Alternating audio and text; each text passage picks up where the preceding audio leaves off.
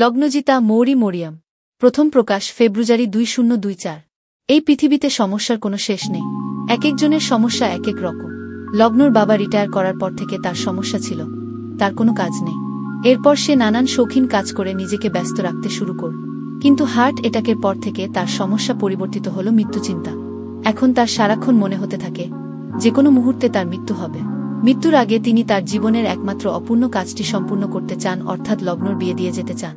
কিন্তু লগ্নর ধারণা অন্যরকম। সে বিদেশে মাস্টার্স করতে যেতে চায়। সে বিদেশে গিয়ে কোনো বিদেশি ছেলে বিয়ে করে ফেলে কি না এই ভয়ে হয়তো আগেই বিয়ে দিতে চাইছে। এদিকে লগ্নর মায়ের সমস্যা, সে কি রান্না করবে। প্রতিদিন সকাল হলেই সে এই এক চিন্তায় দিশেহারা হয়ে পড়ে।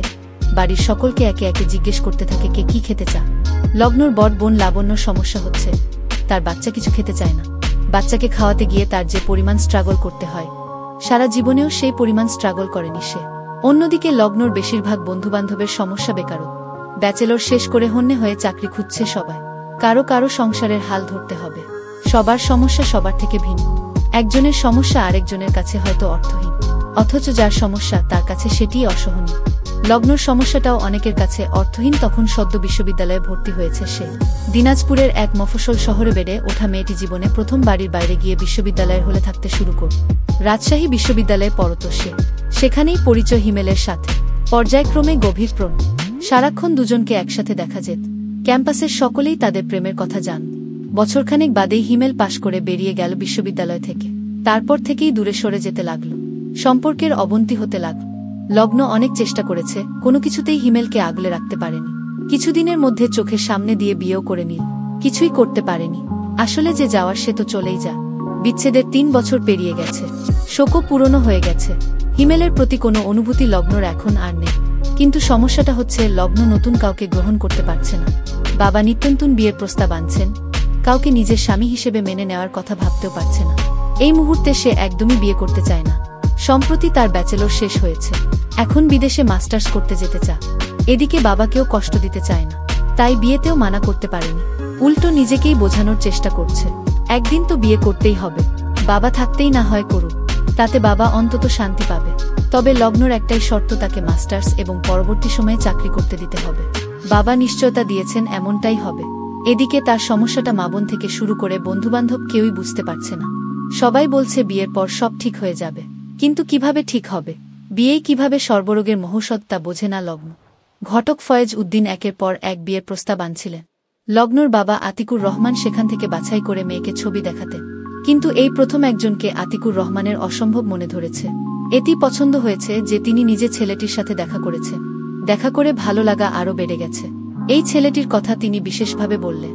ছেলেটি মিশিগান ইউনিভার্সিটি থেকে ইঞ্জিনিয়ারিং পাশ করেছে। এখন মাইক্রোসফটে জব করে। চাকরিসূত্রে সান ফ্রান্সিসকো ক্যালিফোর্নিয়াতে আছে। এখন ওয়ার্ক পারমিট ভিসায় আছে। গ্রিন কার্ড হতে আরও বছরখানেক লাগবে। কিন্তু লগ্ন যেহেতু বিদেশে পড়তে যেতে চায়, তাই বিয়ের পর লগ্নকে স্টুডেন্ট ভিসায় পাঠিয়ে দিতে তিনি রাজি। একবার শুধু দেখা করানোর অনুমতি চাইলে, পছন্দ না হলে তিনি জোর করবেন না। বাবা এমনভাবে বলায় লগ্ন মানা করতে পারেনি। আজ ছেলেপক্ষ লগ্নকে দেখতে আসবে। বাবা অনেকদিন ধরে বিয়ের কথা বললেও কাউকে কখনো বাড়ি পর্যন্ত আনেনি, এই প্রথম। এদিকে লগ্নর মনের খুঁতখুঁতে অনুভূতিটা যায় না। সব মিলিয়ে খুব চাপ অনুভব করছে সে। বিলকিস বেগম লগ্নর ঘরে ঢুকে বিস্মিত হলেন। পেছনে দাঁড়িয়ে বিরক্ত গলায় বললেন, একই লগ্ন, তুই এখনো তৈরি হোসনি কেন? ছেলেপক্ষ তো কাছাকাছি চলে এসেছে। লগ্ন আয়নার সামনে বসে চুল আঁচড়াচ্ছিল। আয়নাতে মায়ের দিকে তাকিয়ে বল, আমি তৈরি আম্মা। তুই সালোয়ার কামিজ পরে ওদের সামনে যাবি। শাড়ি পরবি না। শাড়ি পরে সং সাজতে পারবো না। একটু স্বাভাবিক থাকলে ক্ষতি কি মা? আমি তো তাদের বউ হয়ে যাইনি যে শাড়ি পরতে হবে। আমি এখনো তোমাদের মেয়ে। বিলকিস বেগম যার পরনাই বিরক্ত। তোর বাবা তোকে এত লাই দিয়ে মাথায় তুলেছে, এখন সে বুঝবে আমি কিছু জানি না। আতিকুর রহমান অবশ্য এ বিষয়টা বেশ স্বাভাবিকভাবেই নিলেন। মেয়ে যেভাবে চায় সেভাবেই থাকুক। ওর স্বস্তিটাই তার কাছে সবচেয়ে বেশি গুরুত্বপূর্ণ। 2 পাত্রপাত্রীকে ছাদে আলাদা কথা বলার সুযোগ দেওয়া হল। তাদের চা নাস্তাও এখানেই এল। প্রথম কথা পাত্রী বল, আপনার অনুমতি আছে তো বিয়েতে? লগ্ন চায়ের কাপ তুলে দিতে দিতে বল, বিয়ে তো ঠিক হয়ে যায়নি, এখনই এই প্রশ্ন। ছেলেটি চা নিতে নিতে হেসে বল, আমি বলিনি এই বিয়েতে অনুমতি আছে কিনা। আমি জানতে চাচ্ছি এই যে আপনার বিয়ের কথা চলছে, পাত্রপক্ষ দেখতে এসেছে, এসব আপনার অনুমতি সাপেক্ষে হচ্ছে কিনা। লগ্ন ভুরু কুচকে জানতে চাইল, এরকম মনে হওয়ার কারণ কি? কারণ শুরু থেকেই আপনি মুখ ভার করে আছেন। আমি শুনেছি বাংলাদেশে আজকালকার মেয়েরা এত তাড়াতাড়ি বিয়ে করে না, অন্তত মাস্টার্স শেষ করে নে, কেউ কেউ ক্যারিয়ার তৈরি করে এরপর বিয়ে করতে চায়। অনেক ক্ষেত্রে এ ব্যাপারে পরিবারের মতো থাকে না, তারা মেয়েকে জোর করে বিয়ে দিতে চায়। আমি এমন জোরে পড়তে চাই না, তাই জিজ্ঞেস করা। আসার পর থেকেই ছেলেটিকে দূর থেকে লক্ষ্য করছিল লগ্ন। ছেলেটির আচার আচরণ, কথা বলার ধরন, পোশাক, ভদ্রতাজ্ঞান সবকিছুই মার্জিত, সব মিলিয়ে ভালোই লাগছে লগ্ন। উপরি পাওনা হিসেবে আছে সৌন্দর্য, লম্বা, স্মার্ট, দেখতে ভালো, চোখ দুটি দিয়ে যেন দুটি ছড়াচ্ছে। কিন্তু তবু স্বামী ভাবতেই অস্বস্তি হচ্ছে। অথচ অসভ্য কদাকার হিমেলকে বিয়ে করার জন্য কত পাগলি না হয়েছিল সে। লগ্ন মৃদু হেসে বল, ওরকম কিছু না, আমি একটু ডিস্টার্বড ছিলাম, তাই ভালো ঘুম হয়নি, এজন্য হয়তো এমন লাগছে।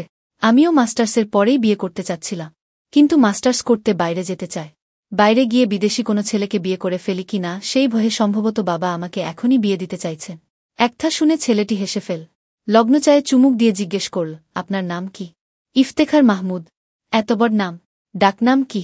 সেরকম কোনো ডাকনাম নেই, তবে বাবা মা ইফতি বলে ডাকে, আপনিও তাই ডাকতে পারেন। আচ্ছা, আপনি কি করেন? ইফতি চায়ের কাপটা নামিয়ে রেখে বলল, আমি বাজরাটা পাঠিয়েছিলাম, আপনি পাননি? চায়ের কাপ নামিয়ে রাখতে দেখে লগ্ন পাল্টা প্রশ্ন করল, চা ভালো হয়নি? না না, ভালো, আমি আসলে এত গরম চা খেতে পারি না তাই। যাই হোক, বাবা আমাকে আপনার বায়োডাটা দিয়েছিল, কিন্তু ওই যে বললাম আমি একটু ডিস্টার্বড ছিলাম, তাই দেখার সময় সুযোগ করে উঠতে পারিনি। বাবার আপনাকে অনেক পছন্দ হয়েছে, তাই আমি না দেখেই আসার অনুমতি দিয়েছি। আমি অবশ্য আপনার বায়োডাটা আর ছবি দেখতে দেখতে প্রায় মুখস্থ করে ফেলেছি। লগ্ন এবার জোরে হেসে উঠ বলল, দেখি কোনো ছবি পাঠিয়েছে আপনাকে। ইফতি মোবাইল থেকে ছবিগুলো বের করে দেখাল। লগ্ন আবারও হেসে দিল, হাসতে হাসতে বলল, সবগুলো আমার ৩-৪ বছর আগের ছবি। দেশি বাবা মায়েরা পাত্রপক্ষকে পাঠানোর জন্য মেয়ের সবচেয়ে সুন্দর ছবিগুলো খুঁজে বের করে ২-৪ বছর বয়সী মেয়ের বিয়ে দিতে চাচ্ছে ২-০ বছর বয়সী ছবি দেখিয়ে। দেখেছেন কাণ্ড? ইফতি এতক্ষণ মুগ্ধ হয়ে লগ্নর হাসি দেখছিল, এবার ঘোরলাগা গলায় বল, বাস্তবে আপনি ছবির চেয়ে বেশি সুন্দর। লগ্ন প্রতিবাদ করে বল, কখনোই না, ডার্ক সার্কেলগুলো চোখে পড়ছে না আপনা। তখন কিছুই ছিল না, আর এই কপালের ওপর ব্রণটা, এটা তো বিভক্স। এমন করে বললে তো ডার্ক সার্কেল আর ব্রণগুলোকে যাবজ্জীবন কারাদণ্ড দিতে হবে, অথচ এরা খুব ন্যাচারাল। বিয়ের পর সুখী হলেই এসব চলে যাবে। আপনি কিভাবে নিশ্চিত হচ্ছেন বিয়ের পরে আমি সুখী হব? ইফতি মৃদু হেসে বল, আমার সর্বস্ব দিয়ে সুখী করার চেষ্টা কর। মন বলছে আমাদের বিয়েটা হবে, কারণ এখানে আসার পর থেকেই আল্লাহর কাছে দোয়া করছি, এটাই যেন আমার শেষ মেয়ে দেখা হয়। লগ্ন দুষ্টু হেসে বল, আমার তো এই প্রথম, আমি না হয় আরও কিছু ছেলে দেখি। নিশ্চয়, বাজার যাচাই করে নেওয়া ভালো। ইফতি শব্দ করে হেসে উঠল। লগ্ন জিজ্ঞেস করল, হাসছেন কেন? ইফতি বল, মা বলে আমার হাসি সুন্দর, তাই হাসি দিয়ে ইমপ্রেস করার চেষ্টা করছি। লগ্ন বহু কষ্টে হাসি আটকে রেখে বলল, আমাকে এত পছন্দ হওয়ার কারণ কি? ইফতি কোনো ভনিতা না করে স্পষ্ট গলায় বলল, অ্যারেঞ্জ ম্যারেজে মানুষ যে কারণে পছন্দ করে, একটা সুন্দর পরিবার, একটা সুন্দর মুখ। আপনার ছবি দেখেই আমার খুব পছন্দ হয়েছিল, এরপর আপনার বাবার সাথে দেখা করে খুব ভালো লাগে। তিনি অসম্ভব ভালো একজন মানুষ, তার মেয়ে নিশ্চয়ই তার মতোই হবে। আর আজ আপনাকে সামনাসামনি দেখে কথা বলে রীতিমতো মুগ্ধ হয়ে গেছে। আমার মনে হয়েছে আপনি স্ত্রী ছাড়াও আমার খুব ভালো বন্ধু হতে পারবেন, যার সাথে সব ধরনের বিষয়ে কথা বলে মজা পাওয়া যাবে। লগ্নি এবার মুগ্ধ হয়ে যাচ্ছে। সে প্রসঙ্গ পাল্টে জানতে চাই, আপনি দেশে আছেন কতদিন? ১.৫ মাস। ওমা, তাহলে তো খুব কম সময়। এত কম সময়ে একটা বিয়ের আয়োজন কিভাবে সম্ভব? আসলে আমি একসাথে খুব বেশি ছুটি পাই না, ২ মাসের ছুটিতে এসেছি। বাবা মায়ের কিছু প্রস্তুতি নেওয়াই ছিল, আমাদের দিক থেকে সমস্যা হবে না। আপনার বাবা বললেন তারও কোনো অসুবিধা নেই।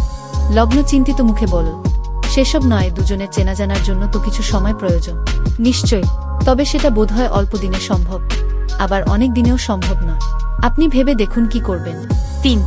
মানুষের জীবনের প্রতিটি মুহূর্ত অনিশ্চিত। যে লগ্ন বিয়ের জন্য একেবারেই প্রস্তুত ছিল না, সে এখন অপেক্ষার প্রহর গুনছে। সম্পূর্ণ নিজের ইচ্ছে বিয়েতে সম্মতি দিয়েছে। প্রথম দেখার পর থেকে প্রতিদিন ইফতির সাথে ফোনে কথা হচ্ছে, ঘন ঘন দেখাও হচ্ছে। নতুন জীবন শুরুর আগে যতটা সম্ভব দুজন দুজনকে জেনে নেও। ইফতিকে যত দেখছে মুগ্ধ হচ্ছে লগ্ন। মনে হয় যেন আল্লাহ তাকে ওরই জন্য ওর মনের মতো করে সৃষ্টি করেছেন। আগামীকাল সকালে লগ্ন বন্ধুদের দাওয়াত দিতে রাজশাহী যাবে, তবে এর কোনো দরকার ছিল না, বন্ধুবান্ধবদের ফোনে দাওয়াত দিলেই যথেষ্ট। কিন্তু এই ৪.৫ ঘন্টার রাস্তায় ইফতিকে সঙ্গী করতে ইচ্ছে করছে। তাদের যতবার দেখা হয়েছে বড়জোর ঘণ্টাখানেকের জন্য দেখা হয়েছে। এই একটা সুযোগ দীর্ঘ সময় একসাথে কাটানো। তার যদি লজ্জাশরম একটু কম থাকত, তাহলে অবশ্যই বাবা মাকে বিয়ের দিন এগিয়ে আনার জন্য অনুরোধ করত। একটা মানুষ নতুন বুকে রেখে বিয়ের 15 দিন পরেই 13,000 কিলোমিটার দূরে চলে যাবে, এ কেমন নিষ্ঠুরতা। ফোনের ওপাশে রিং হচ্ছে। কিছুক্ষণের মধ্যেই ইফতির গলা পাওয়া গেল। হ্যালো, আগামীকাল সকালে ফ্রি আছে? ইফতি হেসে বলল, তুমি বললে ফ্রি থাকবে। লগ্ন ইতস্তত করে বলল, না, ব্যস্ততা থাকলে দরকার নেই। বিয়ের আয়োজন করছো, ব্যস্ততা থাকতেই পারে। আগে বলবে তো কি বিষয়, দেখা করতে চাও? লগ্নর লজ্জা লাগছিল এভাবে বলতে, তবু সময় চলে গেলে আর ফিরে আসবে না। লজ্জাশরম বিসর্জন দিয়ে সে স্পষ্ট গলায় বলার চেষ্টা করল, আমি কাল রাজশাহী যাব। তোমার সময় থাকলে আমার সাথে যেতে পার। একা যাচ্ছি। ইফতি উত্তেজিত হয়ে বলল, আরে বাপরে, এমন লোভনীয় প্রস্তাব কি ফিরিয়ে দেওয়া যায়? লগ্ন ভুরু কুচকে জানতে চাইল, লোভনীয় মনে হলো কেন? ইফতি হেসে বলল, দেখো, প্রেম এক জিনিস আর বিয়ে আরেক জিনিস, বিশেষ করে এরকম অ্যারেঞ্জ ম্যারেজ। প্রেমে এখনই পাওয়া সম্ভব, বিয়েতে পাওয়ার জন্য অপেক্ষা করতে হয়। অপেক্ষা করতে করতে আমি পাগল হয়ে যাচ্ছি। এমন অপেক্ষার খরাময় দিনে তোমার সাথে এত দূরের যাত্রার প্রস্তাব অবশ্যই লোভনীয়। লগ্ন লজ্জা পেয়ে মুখ টিপে হাসল, তবে ধরা দিল না। স্বাভাবিক গলায় বলল, তাহলে কাল ভোরে চলে এসো। ভোরে রোনা না হলে সব কাজ শেষ করে কালই ফিরতে পারবো না। 6টায় রোনা দিলে হবে? হবে। 1 ঘন্টায় ঠাকুরগাঁও থেকে অনায়াসে চলে আসতে পারবে। আমি আগে থেকে তৈরি থাক, তুমি এলেই রওনা হব। রাজশাহীর সব বন্ধুদের বিয়ের দাওয়াত দেওয়া শেষ করে লগ্ন ও ইফতি দুপুরের খাবার খেতে একটা রেস্টুরেন্টে গিয়েছিল। খাওয়া দাওয়া শেষ করে বের হওয়ার পর রেস্টুরেন্টের সামনেই একটি অনাকাঙ্ক্ষিত ঘটনা ঘটল। ইফতির কথায় লগ্ন হো হো করে হাসছিল। ঠিক সেই সময়েই হিমেলের সাথে মুখোমুখি দেখা হয়ে গেল। হিমেল অবাক চোখে তাকাল ইফতির দিকে, তারপর লগ্নর দিকে তাকিয়ে বলল, বাহ, ভালোই আছো দেখছি। লগ্নর প্রচণ্ড রাগ লাগ। সে বলল, তুমি ভালো থাকতে পারলে আমি কেন পারবো না? হিমেল তাচ্ছিলের সুরে বলল, তোমার বান্ধবীদের কাছে শুনেছিলাম আমাকে হারিয়ে অনেক শোকে। এই তোমার শোকের নমুনা। ইফতি জানে না এই লোককে কি চায়, তবে আন্দাজ করতে পারছে। এর কথাবার্তার ধরন ভালো লাগেনি। লগ্নর বিরক্তিও তার চোখ এড়ায়নি। তাই পরিস্থিতির নিয়ন্ত্রণ নিজে নেওয়ার জন্য ইফতি বলল, এক্সকিউজ মি, কি সমস্যা আপনার? হিমেল বলল, আমি আপনার সাথে কথা বলছি না। ইফতি দৃঢ় গলায় বলল, কিন্তু আমি আপনার সাথে কথা বলছি, কারণ আপনি আমার হবু স্ত্রীর সাথে উঁচু গলায় কথা বলছেন। হিমেল কড়া গলায় বলল, আপনার হবু স্ত্রী আমার গার্লফ্রেন্ড ছিল, আমি তাকে যা খুশি বলতে পারি। ইফতি মুখে হাসি ঝুলিয়ে বলল, যখন ছিল তখন বলেছেন, এখন নেই। এখন তার সাথে উঁচু গলায় কথা তো দূরে থাক, নিচু গলায় কথা বলতেও আমার অনুমতি নিতে হবে। ইফতির কথায় লগ্ন মনে সাহস পেল। সে কড়া গলায় বলল, কি ভেবেছিলে তুমি অন্য মেয়েকে বিয়ে করে ফেলার পর আমি তোমাকে পরকীয়ার প্রস্তাব দেব? হিমেল আর একটি কথাও না বাড়িয়ে সেখান থেকে চলে গেল। রাজশাহী বিশ্ববিদ্যালয়ের প্যারিস রোড ধরে হাঁটতে হাঁটতে লগ্ন জিজ্ঞেস করল, তোমার জানতে ইচ্ছে করছে না এই অসভ্যটাকে আমি কিভাবে ভালোবেসেছিলাম? ইফতি ঠোঁট উল্টে বলল, না তো। কেন? ভালোবাসা তো এমন, কোনো যুক্তি থাকে না। লগ্ন আর কিছু বলল না। সত্যিই তো, ভালোবাসা ব্যাপারটাই খুব অযৌক্তিক। ইফতি একটু থেমে বলল, আমারও ছিল এমন অযৌক্তিক ভালোবাসা, তাই খুব ভালোভাবেই বুঝি। ইফতিও তারই মতো ধোকা খাওয়া দলের লোক জেনে কেমন মায়া হচ্ছে লগ্নর আহারে। কিন্তু ইফতি হিমেল সম্পর্কে একটা বিষয় জিজ্ঞেস না করলেও ইফতির পুরনো প্রেমিকা সম্পর্কে তার 100টা বিষয় জানতে ইচ্ছে করছে। নারী মন কি অদ্ভুত। 4 বিয়ের 3-4 দিন আগে থেকেই লগ্নদের বাড়ি লোকসমাগমে ভরে উঠ। দূরের আত্মীয় স্বজনেরা সব আসতে শুরু করেছে। এ যেন শুধু বিয়ে নয়, বিরাট এক উৎসব। লাবণ্য এক অনলাইন পেজ থেকে অর্গানিক মেহেদি এনেছে। এই মেহেদির রং নাকি অসম্ভব গাঢ় এবং 1 মাস স্থায়ী হবে। এ কারণেই রং হতেও 2 দিন সময় লাগবে। তাই বিয়ের 2 দিন আগেই মেহেদি উৎসবের আয়োজন করা হল। রাজশাহী থেকে 2 জন মেহেদি আর্টিস্ট এসেছে বাড়ির সব মেয়েদের হাতে মেহেদি লাগাতে। লগ্নর মেহেদি দেয়া প্রায় শেষ, তখনই ফোন এলো ইফতির নম্বর দেখেই সবাই খেপাতে লাগল। লগ্ন একটু লজ্জা পেল, তবে সারাদিন সে যার ফোনের অপেক্ষায় থাকে তার ফোন না ধরে থাকবে কি করে। শেষ বেতোয়াক্কা করল না, ফোন ধর। হ্যালো লগ্ন, বলো। একটু নিচে নামতে পারবে? চমকে উঠল লগ্ন। বল, তুমি কি দিনাজপুর এসেছ? বাসার সামনে এলাম একটু। তাহলে উপরে আসছো না কেন? না না, উপরে আসব না, তুমি নিচে এস, তোমাদের বাসার পাশের নার্সারিটাতে আছে। আর কি? ইফতি ইতস্তত করে বল, প্লিজ কাউকে বলো না যে আমি এসেছি। ইফতি লজ্জা পাচ্ছে তাই হাসি পেল লগ্ন। তবুও ভালো লাগল এই ভেবে যে লজ্জা পেলেও দেখা করতে তো এসেছে। বিয়ের কনের পক্ষে সবার চোখে ফাঁকি দিয়ে বাড়ি থেকে বের হওয়া সম্ভব না, তাই লাবণ্যর সাহায্য নিল। লাবণ্য একটু হাসি তামাশা করলেও সুযোগ করে দিল। লগ্নদের বাসার সাথেই বিরাট এক নার্সারি, নানান গাছের সমাহার। লগ্নর বাবা সেখান থেকে গাছ সংগ্রহ করে গড়েছে তার শখের বাগান। সেখানেই ঘুরঘুর করছিল ইফতি। লগ্নর চোখে চোখ পড়তেই হাসি বিনিময় হল। লগ্ন কাছাকাছি গিয়ে জিজ্ঞেস করল, কি ব্যাপার হঠাৎ দিনাজপুর আগমন? সঙ্গে সঙ্গেই উত্তর দিতে পারল না ইফতি। সে মগ্ন হয়ে আছে লগ্নর সৌন্দর্যে। বহুরঙা একটা লেহেঙ্গা পরেছে, চুল খোলা, হাত ভর্তি মেহেদি। এমন সাজে লগ্নকে এই প্রথম দেখছে ইফতি। চোখ ফেরানো দুষ্কর হয়ে যাচ্ছে। ইফতি উত্তর না দেওয়ায় লগ্ন আবার প্রশ্ন করল, কি হলো, চুপ করে আছো যে? এবার ইফতি বলল, এলে যে এক পুরীকে দেখতে পাবে, কথা আগে জানলে আরো আগেই আসতাম। ছবি দিলে না কেন আমাকে? লগ্ন ভেঙচি কেটে বলল, বুঝি বুঝি, সবই নতুন বউ পটানোর ধান্দা। ইফতি হেসে বলল, এখন আর পটানোর কি আছে, বিয়ে তো কনফার্ম। পটিয়েছি তো প্রথম দিন, যাতে বিয়েটা পাকাপাকি হয়ে যায়। ও তার মানে সেদিনের সব কথা ছিল পটানোর জন্য? মিথ্যে কথার জাল। লগ্নর গলায় নিপাট অভিমান। ইফতি হেসে বলল, সব পটানিমূলক বাক্য মিথ্যে হওয়া জরুরি নয়। আর পটিয়েছি তো তোমাকে পাওয়ার জন্য, এটা ভাবলে না? লগ্ন লাজুক হেসে বলল, হয়েছে হয়েছে, এবার বলো, হঠাৎ এত রাতে দিনাজপুর কি ভেবে এলে? রাত কোথায়, কেবল তো সন্ধ্যা। ঠাকুরগাঁও থেকে আসা এমন কোনো কঠিন কাজ নয়। তোমাকে দেখতে ইচ্ছে হলো, তাই চলে এলাম। লগ্ন এবার অভিমানী সুরে বলল, ধুর, তুমি অভ্যাস খারাপ করছ নিজের এবং আমার। দুদিন পর তো চলে যাবে, তখন থাকবো কেমন করে? ইফতি হেসে বলল, মাত্র তো কয়েকটা মাস, দেখতে দেখতে কেটে যাবে। যাবে না? এই কদিনে তুমি এত আপন হলে কেন? অ্যারেঞ্জ ম্যারেজ, দূরের মানুষ দূরের হয়েই থাকতে। এখন কেমন লাভ ম্যারেজ মনে হচ্ছে। লাভ হলে ক্ষতি কি? লাভে কোনো লাভ নেই, সবটাই ক্ষতি। হো হো করে হেসে উঠল ইফতি। তারপরেই চোখ পড়ল লগ্নর মেহেদি পরা হাতের দিকে। বলল, কি ব্যাপার, আমার জন্য মেহেদি পড়লে আর আমাকেই দেখাচ্ছ না যে? লগ্ন মুচকি হেসে হাত দুটো মেলে ধর। হাত ভর্তি নকশার ঠিক মাঝখানে বড় বড় অক্ষরে লেখা ইফতেখার। ইফতি দাঁতে জিভ কেটে বলল, তুমি তো শেষ প্রেমে একদম মজে গেছ। প্রতিবাদ করল লগ্ন, ইস একদম না, এটা নিয়ম, বরের নাম লিখতে হয় তাই লিখেছি। কোনো প্রেম নেই এখানে। এবার ইফতি তার হাত মেলে ধর। কোনো নকশা নেই, শুধু হাতের মাঝখানে মেহেদি দিয়ে লেখা লগ্নজিতা। দেখে হেসে দিল লগ্ন। তারপর বল, এখন বোঝা যাচ্ছে আসলে কে মজেছে প্রেমে। ইফতি মাথা নেড়ে বল, আমার স্বীকার করার সৎ সাহস আছে। প্রেমে মজেছি বলেই তো এত কিছু। এক পলক দেখার জন্য ঠাকুরগাঁও থেকে ছুটে আসা। যথাসময়ে মহাসমারোহে বিবাহ সম্পন্ন হল লগ্নিফতি। লগ্ন খানিক দুশ্চিন্তায় ছিল। বিদায়ের সময় যদি কাঁদতে না পারে, তাহলে ব্যাপারটা কেমন দেখাবে? দুশ্চিন্তারও যথেষ্ট কারণ আছে। কান্নার কোনো সম্ভাবনা তো দেখা যাচ্ছেই না, উল্টো আনন্দ হচ্ছে। কথায় কথায় সে কেবল হাসছে। ভিড়ের ভেতর থেকে মুরব্বী ধরনের এক ভদ্রমহিলা তো বলেই ফেললেন, ওমা, বিয়ের কনের এত হাসি কিসে? বলছে অ্যারেঞ্জ ম্যারে, তলে তলে দেখো গিয়ে প্রেমের বিয়ে। কিন্তু বাস্তবে ঘটনা ঘটল অন্যরকম। বিদায়ের সময় কোত্থেকে এত মন খারাপ ভর করল লগ্নর ওপর। বাবা মায়ের দিকে তাকাতেই হাউমাউ করে কেঁদে উঠ। বিদায় পর্ব শেষে যখন গাড়ি ছাড়ল, লগ্ন তখনও কাঁদছে। ইফতি এক পর্যায়ে বলল, তুমি চাইলে আমরা কালো যেতে পারি। লগ্ন ভ্রু কুচকে তাকা। ইফতি বলল, না মানে যেভাবে কাঁদছ খারাপ লাগছে, তাই ভাবলাম একটা অপশন দিই। এ কথায় লগ্ন হেসে দিল। এরপর ধীরে ধীরে খারাপ লাগা কিছুটা কমে গেল। মজার ব্যাপার হচ্ছে, ঠাকুরগাঁও যেতে যেতেই মন খারাপ অনুভূতিটা ভালো লাগায় রূপান্তরিত হল। একটা নতুন জীবন শুরু করতে যাচ্ছে। একটু ভয়, একটু উৎকণ্ঠা আর অনেকখানি ভালো লাগা, সব মিলিয়ে বারবার শিহরিত হচ্ছে। ঠাকুরগাঁও পৌঁছাতে রাত হয়ে গেল। সেই রাতেও ইফতিদের বাড়িতে নতুন বউ দেখার ধলনা। ভারী কাপড় চোপড় পরে থাকতে লগ্নর একটু কষ্ট হচ্ছিল। তবু কাপড় বদলালো না সে। নতুন বউয়ের তো নতুন বউয়ের মতোই থাকা চায়। রাত বাড়লে ভিড় কিছুটা কমে এল। ঘর একেবারে খালি হয়ে গেলে ইফতি এসে বলল, আমার বউ আমি ভাগে পাচ্ছি না। কি আজব সোসাইটি। লগ্ন মুখ টিপে হাসল। ঠিক তখনই আবার ইফতির বাবার গলা পাওয়া গেল। তিনি ইফতিকে ডাকছেন। ইফতি বিরক্ত মুখে ঘর থেকে বের হবে, তখন লগ্ন বলল, শোনো। ইফতি দাঁড়াল। পেছন ফিরে জিজ্ঞাসা দৃষ্টিতে তাকাতেই লগ্ন বলল, তোমার কি নতুন বউয়ের সাজপোশাক নিয়ে কোনো ফ্যান্টাসি আছে? ইফতি ভ্রু কুচকে বল, মানে?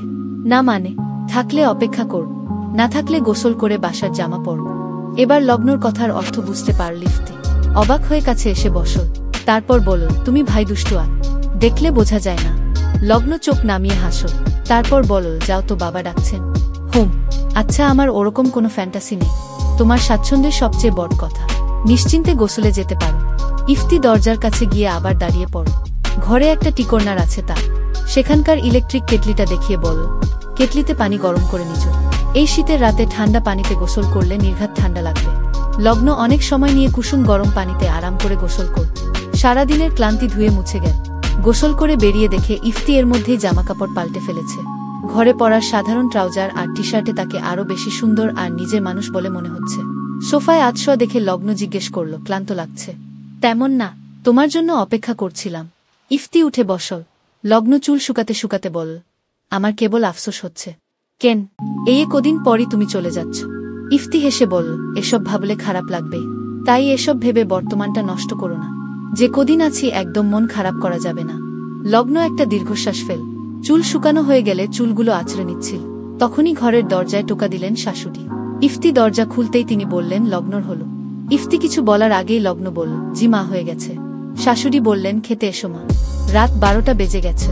এত মানুষজন এলো, এদের বিদে করে সব রেডি করতে করতে দেরি হয়ে গেল। লগ্ন হেসে বলল, কোনো অসুবিধা নেই মা। খাওয়া দাওয়া শেষ করে টুকটাক গল্পগুজব করতে করতেই রাত 1টা বেজে গেল। তারপর সবাই যার যার ঘরে গেলে লগ্ন ইফতি তাদের ঘরে এল।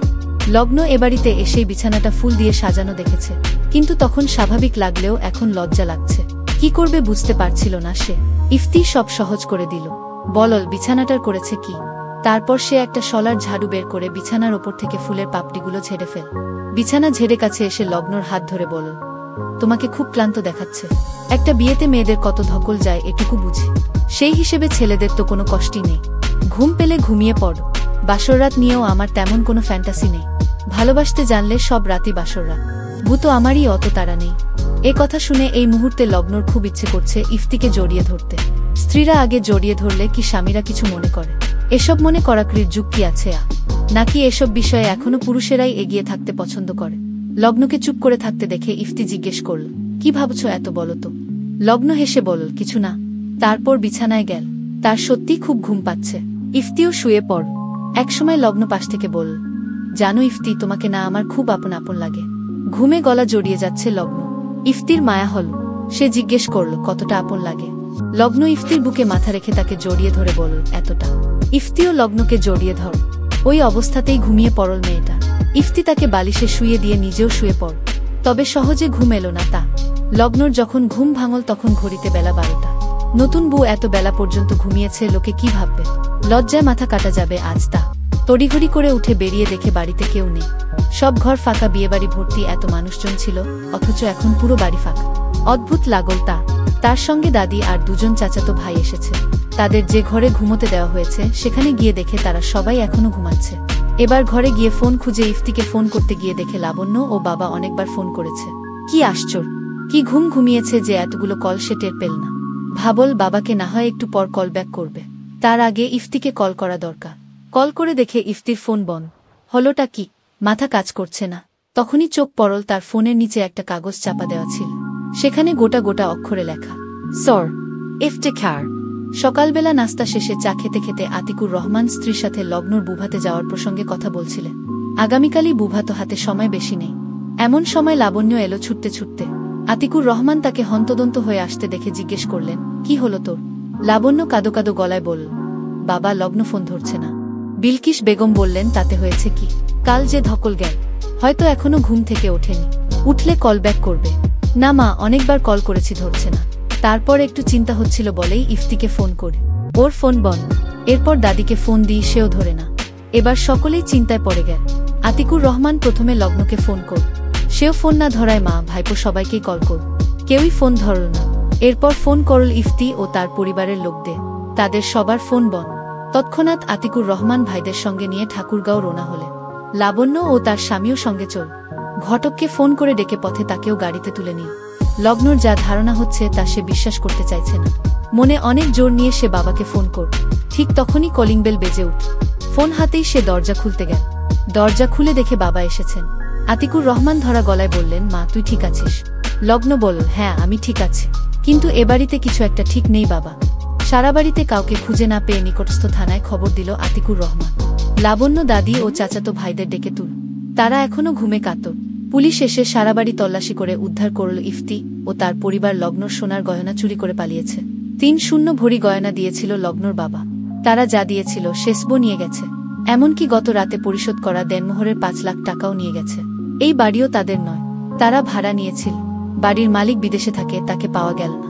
তবে কেয়ারটেকার ও ঘটককে জিজ্ঞাসাবাদের জন্য থানায় নিয়ে গেল। বিয়েতে তোলা তাদের ছবি, কাবিনের সময় দেওয়া জাতীয় পরিচয়পত্রের ফটোকপি সবকিছু পরবর্তী তদন্তের জন্য পুলিশ নিয়ে গেল। পুলিশ চলে যাওয়ার পর সবাই লগ্নকে সান্ত্বনা দিচ্ছিল, শুধু আতিকুর রহমান বাদে। তিনি বললেন, মা গো, আমাকে তুই মাফ করে দে। তুই বিয়ে করতে না চাওয়া সত্ত্বেও তোকে জোর করেছি। লগ্ন কিছু বলতে পারল না। পুলিশের কথা শোনার পর থেকে আর কারো কোনো কথাই তার কর্ণপাত হচ্ছে না। রাতের খাবারের সাথে মিশিয়ে সবাইকে ঘুমের ওষুধ খাইয়েছিল ওরা। সেই ঘুমের ঘোর কাটতে না কাটতেই এত বড় ধাক্কা। মাথা ঝিমঝিম করছে, সমস্ত শরীর কাঁপছে। অন্য কিছুই ভাবছে না সে, শুধু একটা কথাই ভাবছে, মানুষটাকে ভালোবেসে ফেলেছিল সে। যদি ধোঁকা দেওয়াই ইফতির উদ্দেশ্য হয়ে থাকে তাহলে ভালোবাসার জাল ফেলার কি দরকার ছিল? বিয়ে তো ঠিক হয়ে গিয়েছিল, যেটা ভালোবাসা ছাড়াও হতে পারে। বাড়ি ফিরে লগ্ন যতটা সম্ভব স্বাভাবিক থাকার চেষ্টা করল, যেন কিছুই হয়নি। অন্য সবাই অপরাধ বোধে গুমরে গুমরে মরছে। এত খোঁজখবর করার পরেও কিভাবে এত বড় ভুল হয়ে গেল বুঝতে পারছে না আতিকুর রহমান। পুরো বাড়ি থমথমে। সারাদিন স্বাভাবিক থাকলেও সারারাত বালিশে মুখ গুজে কাঁদল লগ্ন। এত বছরের প্রেমের পর হিমেলের প্রতারণায় যে কষ্ট পেয়েছিল তার চেয়েও বেশি কষ্ট হচ্ছে সামান্য কিছুদিনের পরিচয়ের ইফতির প্রতারণা। কিন্তু কেন? ইফতির সঙ্গে বিয়ে হয়েছে বলে তাই হবে? মনে হচ্ছে এক জীবন সংসার করা স্বামীকে সে হারিয়ে ফেলেছে। অদ্ভুত অসহায় এক অনুভূতি হচ্ছে। কেন বারবার সে প্রতারিত হয়? সে কি কারো সত্যিকারের ভালোবাসা পাওয়ার যোগ্য না? না হলে নাই, ভালোবাসা তো সে চায়নি। না চাইতেও কেন ওরা এসে ভালোবাসার জালে জড়ায়, তারপর ছুঁড়ে ফেলে দেয়। কাঁদতে কাঁদতে কখন ঘুমিয়ে পড়েছে খেয়াল নেই লগ্ন। সকালবেলা ঘুম ভাঙার পরেও উঠল না, চুপচাপ শুয়ে রইল। লগ্নর ঘুম ভেঙেছে টের পেয়ে লাবণ্য এলো ঘরে। এসে নিচু গলায় বলল, তোর সাথে আমার জরুরি কিছু কথা আছে। লগ্ন নির্লিপ্ত গলায় বলল, বল। লাবণ্য এবার আরও নিচু গলায় বলল, অসভ্যটা কি সেদিন রাতে প্রোটেকশন নিয়েছিল? লগ্ন এবার উঠে বস, তার কপালে বিরক্তির রেখা। লাবণ্য বল, আমাকে বল, না নিলে তো একটা ব্যবস্থা করতে হবে, এখনো সময় আছে। এবার লগ্ন বল, আপা তুই যা এখান থেকে। আরে তুই রাগ করছিস কেন? আমি তো তোর ভালোর জন্যই বলছি। একটা বাচ্চা কাচ্চা এসে গেলে আরেক বিপদ হবে। লগ্ন আঙুল দিয়ে দরজা দেখিয়ে চিৎকার করে বলল, এখনই আমার ঘর থেকে বেরিয়ে যা। লাবণ্য মুখ কালো করে বেরিয়ে গেল। চিৎকার শুনে বিলকিস বেগম ছুটে এল। কি হয়েছে জিজ্ঞেস করতেই লগ্ন বল, সেটা তোমার বড় মেয়েকে জিজ্ঞেস করো। লগ্নকে এত রাগ করতে কখনো দেখেননি তিনি। অবশ্য এত বড় একটা ঘটনা ঘটে যাবার পর মাথা ঠান্ডা রাখা মুশকিল। তিনি লগ্নকে আর না চটিয়ে চলে গেলেন। বিলকিস বেগম লাবণ্যর মুখে সব শুনে আবার এলেন লগ্নর কাছে। মেয়ের পাশে বসে বললেন, রাগ করিস না মা, তুই ছোট মানুষ, ওর একটু চিন্তা হচ্ছিল তাই ওসব বলেছে। লগ্ন ফোঁস করে উঠল, ছোট মানুষ হলে বিয়ে দিয়েছ কেন? এই প্রশ্নের জবাবে বিলকিস বেগম কিছু বলতে পারলেন না, চুপচাপ চলে গেলেন। লগ্ন দরজা বন্ধ করে বসে রইল সারাদিন। এতক্ষণ তার খেয়াল ছিল না। লাবণ্য জিজ্ঞেস করাতেই খেয়াল হলো সেদিন রাতে ইফতি সুযোগ পেয়েও তার সঙ্গে কোনো শারীরিক সম্পর্কে আগায়নি। তার মানে ওরা শুধুই চোখ, অন্য কোনো কিছুর প্রতি ওদের লোভ নেই। সবই বুঝতে পারছে, শুধু এটুকু বুঝতে পারছে না ইফতি ভালোবাসার অভিনয়টা কেন করল। পুলিশ জানিয়েছে ইফতি ও তার পরিবারের সবার পরিচয়পত্র নকল। ছবির মাধ্যমে ইফতির আসল পরিচয়পত্র জোগাড় করা গেছে। তার আসল নাম নাদভি আহমেদ, স্থায়ী ঠিকানা নোয়াখালী।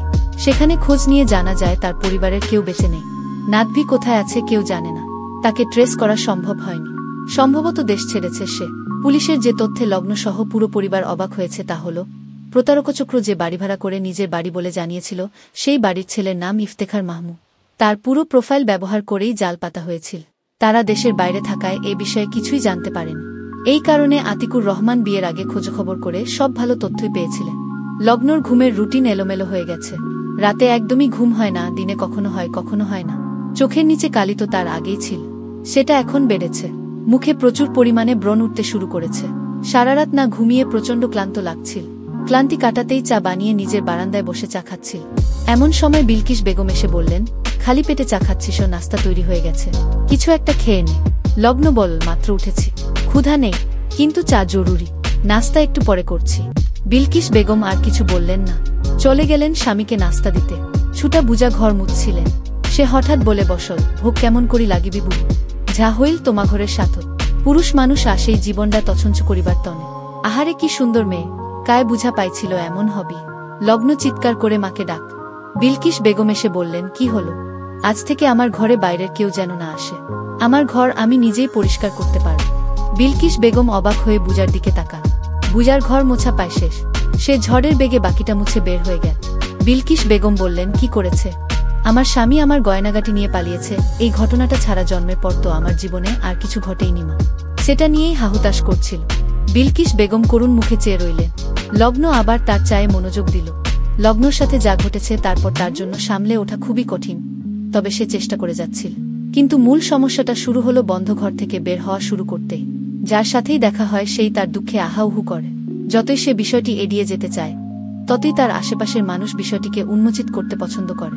বাড়িতেও যে খুব শান্তি আছে তা নয়। যেই আসবে সেই আফসোস করবে। আত্মীয় স্বজন থেকে শুরু করে দুধওয়ালা কিংবা কাজের লোক প্রত্যেকে ওই একটি ঘটনা নিয়ে পড়ে রয়েছে। যেন ওই দুর্ঘটনা ছাড়া লগ্নর জীবনে আর কোনো কিছুর অস্তিত্ব নেই। দমবন্ধ করা অনুভূতি হতে লাগল তা। একদিন সহ্য করতে না পেরে বাবার কাছে গেল। তিনি বাজারের লিস্ট তৈরি করছিলেন। লগ্ন বলল, বাবা তোমার সাথে আমার জরুরি কথা আছে। আতিকুর রহমান লিস্ট থেকে চোখ তুলে মেয়ের দিকে তাকিয়ে বললেন, হ্যাঁ মা বল, কি বলবি? আমি যত দ্রুত সম্ভব বাইরে পড়তে যেতে চাই, তুমি ব্যবস্থা করে দাও। এবার আর আতিকুর রহমান মানা করতে পারলেন না। কিভাবে করবেন? মেয়ের সাথে সবার অমানবিক আচরণ তো নিজ চোখেই দেখছেন, বিলকিসের মুখেও শুনেছেন। মেয়ের সুখের জন্যই তো সব করেছেন, কিন্তু হলো উল্টোটা। লগ্ন পুরোদমে IELTS-এর প্রস্তুতি নিতে লাগলো। তাকে ভালো একটা স্কোর করতেই হবে। নিজেই প্রতিদিনের পড়াশোনার একটা পরিকল্পনা তৈরি করে নিল। একটু আগেই রেজিস্ট্রেশন করে নেবে ভেবে রেজিস্ট্রেশন করতে চলে গেল। যেদিন রেজিস্ট্রেশন করতে গেল সেদিন ঘটল আরেকটা অনাকাঙ্ক্ষিত ঘটনা। পে করার সময় পার্স খুলে তার ক্রেডিট কার্ডটা আর খুঁজে পেল না। ব্যাংকে গিয়েও পোহাতে হলো নানান ঝামেলা। তারপর একসময় সে বুঝতে পারল ইফতি অর্থাৎ নাদভি যাওয়ার সময় তার ক্রেডিট কার্ডটিও নিয়ে গেছে। তার ক্রেডিট কার্ডের লিমিট 1 লাখ। সেই টাকাটাও তুলে নিতে ভুল করেনি। মেসেজ চেক করে দেখল যে রাতে ওরা পালিয়েছিল সেই রাতে তার কাছে মেসেজও এসেছিল।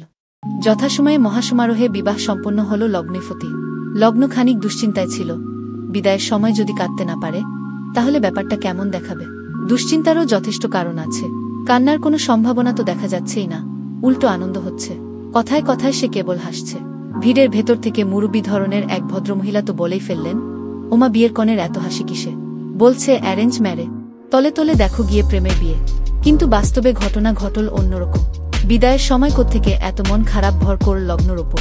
বাবা মায়ের দিকে তাকাতেই হাউমাউ করে কেঁদে উঠ। বিদায় পর্ব শেষে যখন গাড়ি ছাড়ল লগ্ন তখনও কাঁদছে। ইফতি এক পর্যায়ে বলল, তুমি চাইলে আমরা কালো যেতে পারি। লগ্ন ভ্রু কুচকে তাকাল। ইফতি বলল, না মানে যেভাবে কাঁদছো খারাপ লাগছে, তাই ভাবলাম একটা অপশন দিই। এ কথায় লগ্ন হেসে দিল। এরপর ধীরে ধীরে খারাপ লাগা কিছুটা কমে গেল। মজার ব্যাপার হচ্ছে ঠাকুরগাঁও যেতে যেতেই মন খারাপ অনুভূতিটা ভালো লাগায় রূপান্তরিত হল। একটা নতুন জীবন শুরু করতে যাচ্ছে। একটু ভয়, একটু উৎকণ্ঠা আর অনেকখানি ভালো লাগা, সব মিলিয়ে বারবার শিহরিত হচ্ছে। ঠাকুরগাঁও পৌঁছাতে রাত হয়ে গেল। সেই রাতেও ইফতিদের বাড়িতে নতুন বউ দেখার ধলনা। ভারী কাপড় চোপড় পরে থাকতে লগ্নর একটু কষ্ট হচ্ছিল। তবু কাপড় বদলালো না সে। নতুন বউয়ের তো নতুন বউয়ের মতোই থাকা চায়। রাত বাড়লে ভিড় কিছুটা কমে এল। ঘর একেবারে খালি হয়ে গেলে ইফতি এসে বলল, আমার বউ আমি ভাগে পাচ্ছি না। কি আজব সোসাইটি। লগ্ন মুখ টিপে হাসল। ঠিক তখনই আবার ইফতির বাবার গলা পাওয়া গেল। তিনি ইফতিকে ডাকছেন। ইফতি বিরক্ত মুখে ঘর থেকে বের হবে তখন লগ্ন বলল, শোনো। ইফতি দাঁড়াল। পেছন ফিরে জিজ্ঞাসা দৃষ্টিতে তাকাতেই লগ্ন বলল, তোমার কি নতুন বউয়ের সাজপোশাক নিয়ে কোনো ফ্যান্টাসি আছে? ইফতি ভ্রু কুচকে বলল, মানে? না মানে থাকলে অপেক্ষা কর, না থাকলে গোসল করে বাসার জামা পরব। এবার লগ্নর কথার অর্থ বুঝতে পারল ইফতি। অবাক হয়ে কাছে এসে বসল। তারপর বলল, তুমি ভাই দুষ্টু দেখলে বোঝা যায় না। লগ্ন চোখ নামিয়ে হাসল। তারপর বলল, যাও তো বাবা ডাকছেন। হুম, আচ্ছা আমার ওরকম কোনো ফ্যান্টাসি নেই। তোমার স্বাচ্ছন্দ্যের সবচেয়ে বড় কথা। নিশ্চিন্তে গোসলে যেতে পারো। ইফতি দরজার কাছে গিয়ে আবার দাঁড়িয়ে পড়ল। ঘরে একটা টিকর্নার আছে তার। সেখানকার ইলেকট্রিক কেটলিটা দেখিয়ে বলল, কেটলিতে পানি গরম করে নিজ। এই শীতের রাতে ঠান্ডা পানিতে গোসল করলে নির্ঘাত ঠান্ডা লাগবে। লগ্ন অনেক সময় নিয়ে কুসুম গরম পানিতে আরাম করে গোসল করত। সারাদিনের ক্লান্তি ধুয়ে মুছে গেল। গোসল করে বেরিয়ে দেখে ইফতি এর মধ্যেই জামাকাপড় পাল্টে ফেলেছে। ঘরে পরার সাধারণ ট্রাউজার আর টি শার্টে তাকে আরো বেশি সুন্দর আর নিজের মানুষ বলে মনে হচ্ছে। সোফায় আতশোয়া দেখে লগ্ন জিজ্ঞেস করল, ক্লান্ত লাগছে? তেমন না, তোমার জন্য অপেক্ষা করছিলাম। ইফতি উঠে বসল। লগ্ন চুল শুকাতে শুকাতে বলল, আমার কেবল আফসোস হচ্ছে। কেন? এই কদিন পরই তুমি চলে যাচ্ছ। ইফতি হেসে বলল, এসব ভাবলে খারাপ লাগবে, তাই এসব ভেবে বর্তমানটা নষ্ট করো না। যে কদিন আছি একদম মন খারাপ করা যাবে না। লগ্ন একটা দীর্ঘশ্বাস ফেল। চুল শুকানো হয়ে গেলে চুলগুলো আছড়ে নিচ্ছিল। তখনই ঘরের দরজায় টোকা দিলেন শাশুড়ি। ইফতি দরজা খুলতেই তিনি বললেন, লগ্নর হলো। ইফতি কিছু বলার আগেই লগ্ন বলল, জি মা হয়ে গেছে। শাশুড়ি বললেন, খেতে এসো মা, রাত 12টা বেজে গেছে। এত মানুষজন এলো, এদের বিদে করে সব রেডি করতে করতে দেরি হয়ে গেল। লগ্ন হেসে বলল, কোনো অসুবিধা নেই মা। খাওয়া দাওয়া শেষ করে টুকটাক গল্পগুজব করতে করতেই রাত 1টা বেজে গেল। তারপর সবাই যার যার ঘরে গেলে লগ্ন ইফতি তাদের ঘরে এল। লগ্ন এ বাড়িতে এসেই বিছানাটা ফুল দিয়ে সাজানো দেখেছে, কিন্তু তখন স্বাভাবিক লাগলেও এখন লজ্জা লাগছে। কি করবে বুঝতে পারছিল না সে। ইফতি সব সহজ করে দিল। বলল, বিছানাটার করেছে কি? তারপর সে একটা শলার ঝাড়ু বের করে বিছানার ওপর থেকে ফুলের পাপড়িগুলো ঝেড়ে ফেল। বিছানা ঝেড়ে কাছে এসে লগ্নর হাত ধরে বলল, তোমাকে খুব ক্লান্ত দেখাচ্ছে। একটা বিয়েতে মেয়েদের কত ধকল যায় এটুকু বুঝি। সেই হিসেবে ছেলেদের তো কোনো কষ্টই নেই। ঘুম পেলে ঘুমিয়ে পড়ো। বাসর রাত নিয়েও আমার তেমন কোনো ফ্যান্টাসি নেই। ভালোবাসতে জানলে সব রাতই বাসর রাত। ভূত আমারই অত তাড়া নেই। এ কথা শুনে এই মুহূর্তে লগ্নর খুব ইচ্ছে করছে ইফতিকে জড়িয়ে ধরতে। স্ত্রীরা আগে জড়িয়ে ধরলে কি স্বামীরা কিছু মনে করে? এসব মনে করাকরির যুগ কি আছে নাকি এসব বিষয়ে এখনো পুরুষেরাই এগিয়ে থাকতে পছন্দ করে? লগ্নকে চুপ করে থাকতে দেখে ইফতি জিজ্ঞেস করল, কি ভাবছ এত বলো তো? প্রথম মাসের বেতন পেয়েই লগ্ন সান ফ্রান্সিসকোর টিকিট কাট। গিয়ে কোনো লাভ নেই এ ব্যাপারে সে পুরোপুরি নিশ্চিত, তবুও যেতে ইচ্ছে করছে। পার্শ্ববর্তী স্টেট, তাই যাতায়াত খরচ কম। যদিও এই কমটাও এই মুহূর্তে তার জন্য অনেক। টাকা জমিয়ে সেমিস্টার ব্রেকে যেতে পারে, সেক্ষেত্রে সময়টাও কাজে লাগানো যেত, আবার ঘুরতেও পারে। কিন্তু সে তো লগ্নজিতা, এখনই সে যাবে। এই যাওয়া আটকানোর সাধ্য তার নেই। যেদিন ক্লাস নেই সেদিন বেকারি থেকে ছুটি নিয়ে রওনা হলো সান ফ্রান্সিসকো। আজকের রাতেই ফিরতি টিকিট কাটা। সকালের ফ্লাইট ছিল, 11টা নাগাদ পৌঁছে গেল। এয়ারপোর্টে নেমে সোজা চলে গেল মাইক্রোসফটের অফিসে। সেখানে গিয়ে রিসিপশনে ইফতেখার মাহমুদের সাথে দেখা করতে চাই। রিসিপশনিস্ট ইফতেখার মাহমুদকে ফোন দেওয়ার আগে লগ্নর পরিচয় জানতে চাইলে লগ্ন বলুন সিয়াটল থেকে একজন বাংলাদেশি দেখা করতে এসেছেন। রিসিপশনিস্ট তাকে ওয়েটিং রুমে বসতে বল। কিছুক্ষণের মধ্যে ইফতেখার মাহমুদ ওয়েটিং রুমে এলেন। লগ্নকে দেখে তিনি চিনতে পারলেন না। বললেন, হাই, আমি ইফতেখার মাহমুদ। কিভাবে আপনাকে সাহায্য করতে পারি? লগ্ন বলল, আমি লগ্নজিতা। আপনাকে একেবারেই অযাচিতভাবে একটু বিরক্ত করতে হচ্ছে বলে আমি দুঃখিত। ইফতেখার মাহমুদ শূন্য দৃষ্টিতে তাকিয়ে আছেন। চেনে না জানে না মেয়েটা কি যে বলছে তার মাথার ওপর দিয়ে যাচ্ছে। সে বলল, কি বিষয়? লগ্ন খানিক ইতস্তত করে তারপর বলল, কয়েক মাস আগে বাংলাদেশে আমার বিয়ে হয়। একটা প্রতারক চক্র আপনার নাম পরিচয় দিয়ে আপনার ঠাকুরগাঁওয়ের বাসা ভাড়া করে খুবই সুনিপুণভাবে ঘটনাটা ঘটা। বিয়ের পরদিন 3 ভরি সোনার গয়না ও টাকা পয়সা যা পারে নিয়ে পালিয়ে যায়। পরবর্তীতে পুলিশের কাছে আমরা জানতে পারি ওরা একটা প্রতারক চক্র। ইফতেখার মাহমুদ অবাক হয়ে বলল, বলেন কি? বাসা ভাড়া নিয়ে একটা পুলিশি ঝামেলা হয়েছিল শুনেছিলাম। আমাদের কেয়ারটেকারের জেলও হয়েছে। ওসব আমার বাবা হ্যান্ডেল করেছেন, কিন্তু আমার নাম পরিচয় ব্যবহার করা হয়েছে এমন কিছু শুনিনি। আপনি ইউনিভার্সিটি অব মিশিগান থেকে পড়াশোনা করেছেন না? হ্যাঁ। এবার আরেক দফা অবাক ইফতেখার। লগ্ন বল, আপনার পড়াশোনা, চাকরি, পরিচয় সবকিছুই প্রতারক ছেলেটি ব্যবহার করেছে। আর কারণেই বিয়ের আগে যখন আমার পরিবার পাত্র সম্পর্কে খোঁজখবর করেছে তখন সব ভালোই জানতে পেরেছে। কারণ সবাই তো আপনার ব্যাপারে বলেছে। আমার পরিবার কাউকে ছবি দেখিয়ে খোঁজ নেয়নি, এটা অবশ্য তাদের ভুল ছিল। যাই হোক, এবার আসল কথায় আসি। প্রতারক ছেলেটি সান ফ্রান্সিসকো মাইক্রোসফটে কাজ করে বলেছিল বলেই আপনাকে পাওয়ার একটা ক্লু পাইলাম, তাই এখানে আসা। আমার কেন যেন মনে হচ্ছে যে মানুষ আপনার সম্পর্কে এত কিছু জানে সে কোনো না কোনোভাবে আপনার পরিচিত হতে পারে। পুলিশ মারফতও জানতে পারি ছেলেটির আসল নাম নাদভি আহমেদ। ইফতেখার এবার বললেন, এই নামে তো কাউকেই মনে করতে পারছি না। আপনার কাছে ওর কোনো ছবি আছে? জি। লগ্ন মোবাইল বের করে ছবি দেখাল। ছবি দেখে ইফতেখার ভ্রু কুঁচকে রইলেন কিছুক্ষণ। তারপর বললেন, লগ্নজিতা, আমি ওনাকে ঠিক চিনতে পারছি না। আবার খুব পরিচিত লাগছে। এই পরিচিত লাগাটাই অস্বস্তি দিচ্ছে। লগ্ন বল, আপনি একটা ছবি রাখুন। ওর আসল ন্যাশনাল আইডি কার্ডের একটা কপি আছে আমার কাছে। পুলিশ বের করেছে, সেটাও এক কপি এনেছি। সেখানে ওর বাবা মায়ের নাম, ঠিকানা এসব আছে। যদি কখনো কিছু মনে পড়ে। যেহেতু আপনার পরিচিত লাগছে তাই বলছি। হ্যাঁ, আপনি আপনার ফোন নম্বর দিয়ে যান। কখনো কিছু যদি মনে পড়ে বা বের করতে পারি আপনাকে আমি জানাব। লগ্ন নাদভির ছবি, ন্যাশনাল আইডি কার্ডের কপি এবং নিজের ফোন নম্বর দিয়ে বিদায় নিন। ততক্ষণে দুপুর হয়ে গেছে।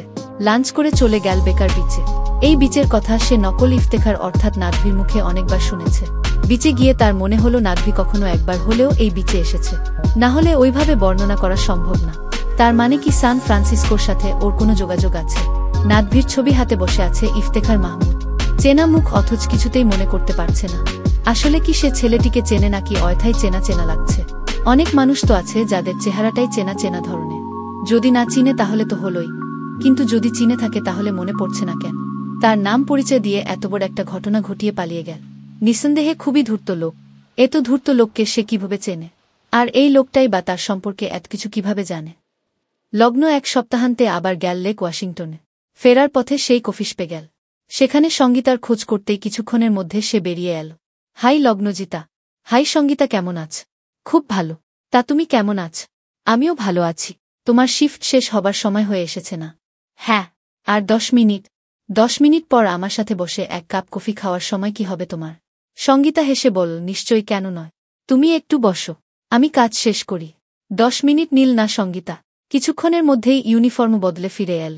লগ্ন 2টো কফি অর্ডার কর। তারপর সঙ্গীতাকে ধন্যবাদ দিতেই সঙ্গীতা অবাক হয়ে বল, ধন্যবাদ কিসের জন্য? লগ্ন হেসে বল, সেদিন তুমি ওয়েবসাইট অ্যাড্রেসটা দিলে আর বারিস্তা কোর্সের আইডিয়াটা দিলে সেই জন্য। আমি বারিস্তা কোর্স করিনি, অবশ্য বেকিং কোর্স করেছি। একটা চাকরিও পেয়েছি। একটা ধন্যবাদ তো তোমার প্রাপ্যই। সঙ্গীতা হেসে বল, ধুর তুমি পাগল। নিউকামারদের তথ্য দেওয়াটা তো পুরনোদের দায়িত্ব। আমিও তো নতুন যখন এসেছিলাম তখন অন্য কারো থেকেই জেনেছিলাম। কথায় কথায় অনেক গল্প হল, আরও কয়েকবার দেখা হল। অচেনা দেশে একদম অনিচ্ছা সত্ত্বেও অনাকাঙ্ক্ষিতভাবে লগ্নর প্রথম ও পরম বন্ধু হয়ে উঠল সঙ্গীতা। দেখতে দেখতে একটা সেমিস্টার শেষ হয়ে গেল। সেমিস্টার ব্রেকে সঙ্গীতার সাথে লগ্ন ঘুরে বেড়াল পাহাড়, লেক ও সমুদ্রে ঘেরা পুরো সিয়াটল শহর। দারুণ সময় কাট। প্রথম সেমিস্টারের রেজাল্ট দেওয়ার পর লগ্ন নিজেই অবাক হয়ে গেল। হাইয়েস্ট স্কোর করেছে সে। জেদ থেকেই প্রচুর পরিশ্রম দিয়ে পড়াশোনা করেছে। একটা ভালো স্কোর তার চাই। কিন্তু তাই বলে এতটা ভালো করবে বুঝতে পারেনি। চুপচাপ থাকে বলেই তাকে কেউ অতটা খেয়াল করেনি। কিন্তু রেজাল্ট বের হওয়ার পর প্রফেসর থেকে শুরু করে ক্লাসমেট সবার নজরে পড়ে গেল। লগ্নর এখনও বিশ্বাস হচ্ছে না। যে মেয়ে সারা জীবন অ্যাভারেজ স্টুডেন্ট ছিল, সে বিদেশ বিভুঁইয়ে পড়তে এসে এত দেশের স্টুডেন্টদের মধ্যে টপার হবে ভেবেছিল। এবার তার জেদ আরও বেড়ে গেল। একবার টপ রেজাল্ট করে এরপর পেছনে পড়লে মান ইজ্জত থাকবে না। তাই নতুন উদ্যমে পড়াশোনা শুরু করল। ফলশ্রুতিতে পরের সেমিস্টারেও সে টপার হল। এখন থেকে সে স্কলারশিপ পাবে। তার পার্ট টাইম চাকরির বেতন থেকে থাকা খাওয়া হয়ে যাবে। পড়াশোনায় যেহেতু টাকা লাগছে না, তাই বাবার থেকে আর টাকা আনতে হবে না। কি যে আনন্দ হচ্ছে! নিজের সফলতায় যে এত আনন্দ আগে বোঝেনি সে। মনে পড়ে গেল মৌরি মরিয়মের জনপ্রিয় উপন্যাস মহাযাত্রার কথা। এ উপন্যাসে লেখক বুঝিয়েছেন সফলতা অর্জনের মাধ্যমে সকল দুঃখ কষ্টকে ভুলে যাওয়া যায়। বিষয়টা এবার লগ্ন নিজের জীবন দিয়ে উপলব্ধি কর।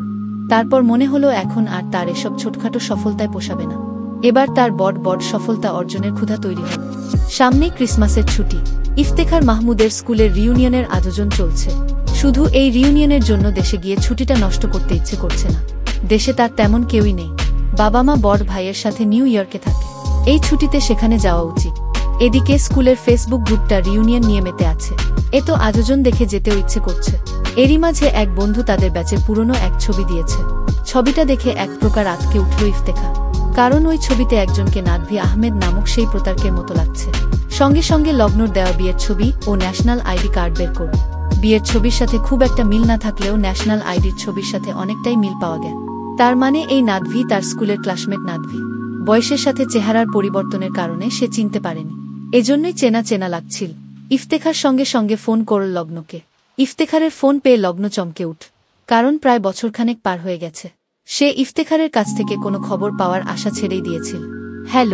হ্যালো লগ্নজিতা, আমি ইফতেখার বলছি।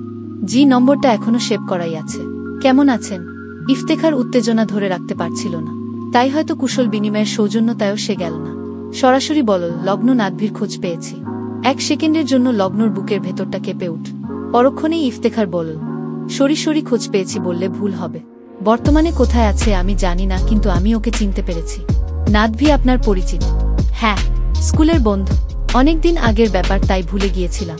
আজ আমাদের স্কুলের গ্রুপে এক বন্ধু পুরো ব্যাচের একটা ছবি দিল। সেখানে দেখে চিনতে পারলাম। ছবিটা আমাকে পাঠাবেন? নিশ্চয়ই, আমি পাঠিয়ে দিচ্ছি। কোন স্কুলে পড়তেন আপনি? Jhenaidah cadet college. 7 থেকে 12 পর্যন্ত আমরা একসাথেই পড়েছি। Cadet college? লগ্নর গলায় বিস্ময়। ইফতেখার বলল, জি। লগ্ন বিস্ময় কাটিয়ে একসময় বলল, আর কিছু জানেন? হ্যাঁ, নাদভি খুবই ব্রিলিয়ান্ট ছেলে ছিল। ওর বাবা ডাক্তার ছিল, মা হাউজওয়াইফ। ফ্যামিলি স্ট্যাটাস ভালো। কলেজের পর ও কারো সাথে যোগাযোগ রাখেন। কোথায় ছিল, কোথায় পড়েছে কিছুই জানি না। যোগাযোগ না থাকায় আমি তো ওকে ভুলেই গিয়েছিলাম। তাই প্রথম দিন নাম শুনে চিনতেও পারিনি। ও হয়তো কোনোভাবে আমার সব খবর পেয়েছিল, সেটাকে কাজে লাগিয়েছে। কিন্তু ওর মতো ছেলে এরকম নোংরা কাজের সাথে কিভাবে জড়াল আমার মাথাতেই আসছে না। বুঝতেই পারছি। আপনাকে অনেক ধন্যবাদ। My pleasure. ব্যাপারটার সাথে আমার নাম এমনভাবে জড়িয়ে গেছে যে এখন এ বিষয়ে আপনাকে সাহায্য করা আমার কর্তব্য মনে করছি। আমার বন্ধুদের থেকে খোঁজ নেওয়ার চেষ্টা করব। এখন ওর ব্যাপারে কেউ কিছু জানে কিনা। যদি আর কিছু জানতে পারি আপনাকে অবশ্যই জানাব। ইফতেখার বিদায় নিয়ে ফোন রেখে দিল। লগ্ন ভাবতে লাগল, ক্যাডেট কলেজে পড়া কোনো ছাত্রের যার ফ্যামিলি স্ট্যাটাস ভালো, তার কেন এমন জালিয়াতি করতে হবে। তবে উত্তর মিলল না। Seattle, university of Seattle. Washington. লগ্নর কফি শেষ হতেই সে বলল, আচ্ছা, আমার অফিসের সময় হয়ে গেছে, আজ উঠি। তাহসিন হেসে বল, শিওর। লগ্ন চলে গেল। তাহসিন চেয়ে রইল তার চলে যাওয়া পথের দিকে।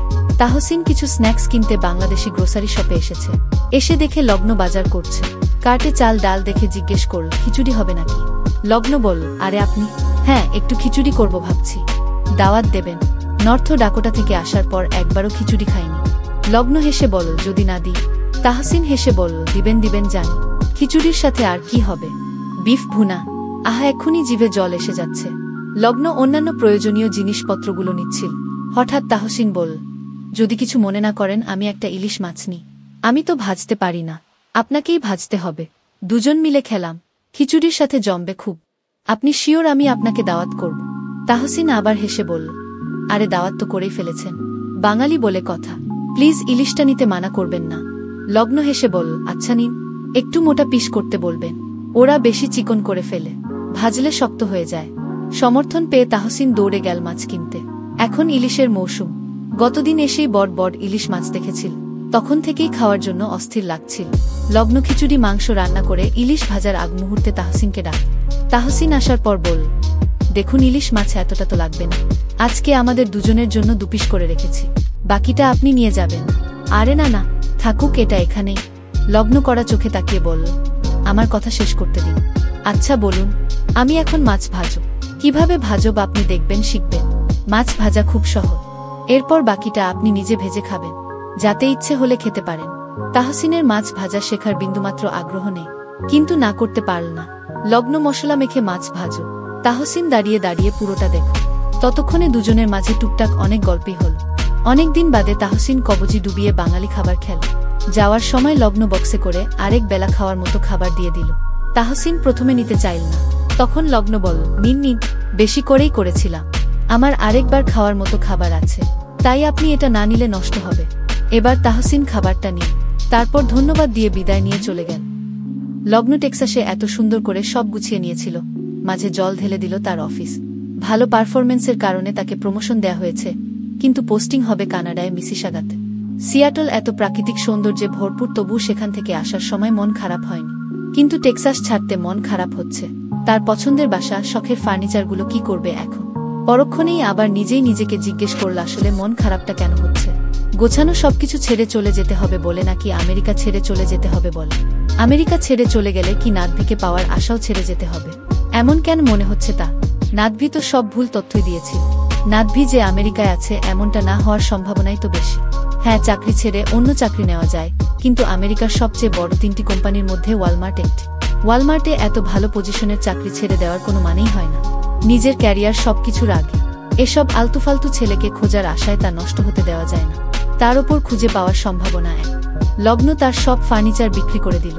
ফার্নিচার মুভ করার সময় তাহসিন দেখে জিজ্ঞেস করল, কি ব্যাপার লগ্নজিতা, ফার্নিচার বিক্রি করে দিচ্ছেন নাকি?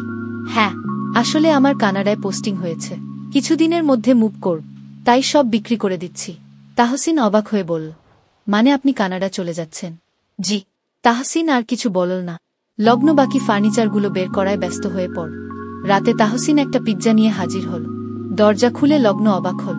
তাহসিন বলল, আপনি চলে যাচ্ছেন, তাই ভাবলাম আপনাকে কিছু বানিয়ে খাওয়ায়। আমি আসলে পিৎজা পাস্তা ছাড়া তেমন কিছু পারি না, পিৎজাটাই একটু ভালো হয়, তাই এটাই করলাম। লগ্ন হেসে বলল, থ্যাংক ইউ। আসুন। পিৎজা খেয়ে লগ্ন বলল, আপনি কিন্তু দারুণ পিৎজা বানান। তাই নাকি? সত্যি, থ্যাঙ্কস। খেতে খেতে অনেক গল্প হল। একটা সময় তাহসিন বলল, লগ্ন একটা কথা বলার ছিল। লগ্ন পিৎজায় কামড় দিতে দিতে বলল, বলুন না। তাহসিন কিছুটা ইতস্তত করে বলল, আমি আসলে আরেকটু সময় নিতে চেয়েছিলাম, কিন্তু এখন দেখছি সময় নেই।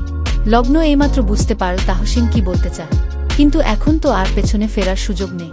তাহসিন এবার বলল, প্রতিদিন আসতে যেতে লিফটে দেখতাম আপনাকে, তখন থেকেই ভালো লাগো। কবে ভালোবাসতে শুরু করেছি জানি না। তাহসিন আর কিছু বলার আগেই লগ্ন বলল, তাহসিন আমি বিবাহিত। চমকে উঠল তাহসিন, অবিশ্বাস্য গলায় বলল, আপনি আমাকে অ্যাভয়েড করার জন্য বলছেন না তো? না, সত্যিই আমি বিবাহিত। আমাদের তো আসলে কখনো ফ্যামিলি নিয়ে কথা হয়নি, তাই বলা হয়নি। লগ্ন মোবাইল থেকে তার বিয়ের ছবি বের করে দেখাল। তাহসিন বলল, সরি, ইটস ওকে। লগ্ন কানাডা শিফট হবার পর অফিসে জয়েন করতে আর 3 দিন বাকি রইল। এবার আর ফার্নিচার কেনার ভুল করেনি সে।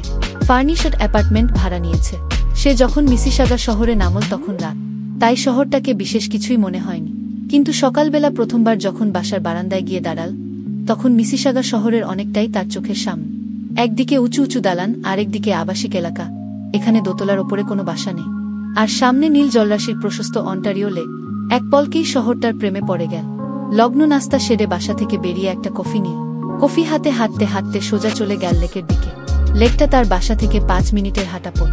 এই লেকের পাড়টা একদম সি বিচের মতো। কি অপূর্ব! পুরোটা সকাল সে লেকের পাড়ে হেঁটে বেড়া, লেক সংলগ্ন পার্কে ঘুর।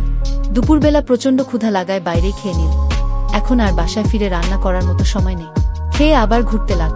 এবার অন্যদিকে সারাদিন ঘুরে রাতেও বাইরেই খেয়ে নিল। তারপর বাসায় ফিরে এক ঘুমে সকাল করে দিল। আজ লগ্নর মিসিসাগা অফিসের প্রথম দিন। একটু আগেভাগেই বের হলো, প্রথম দিন যেন দেরি না হয়ে যায়। অফিসে তাকে ফুল দিয়ে অভ্যর্থনা জানানো হল।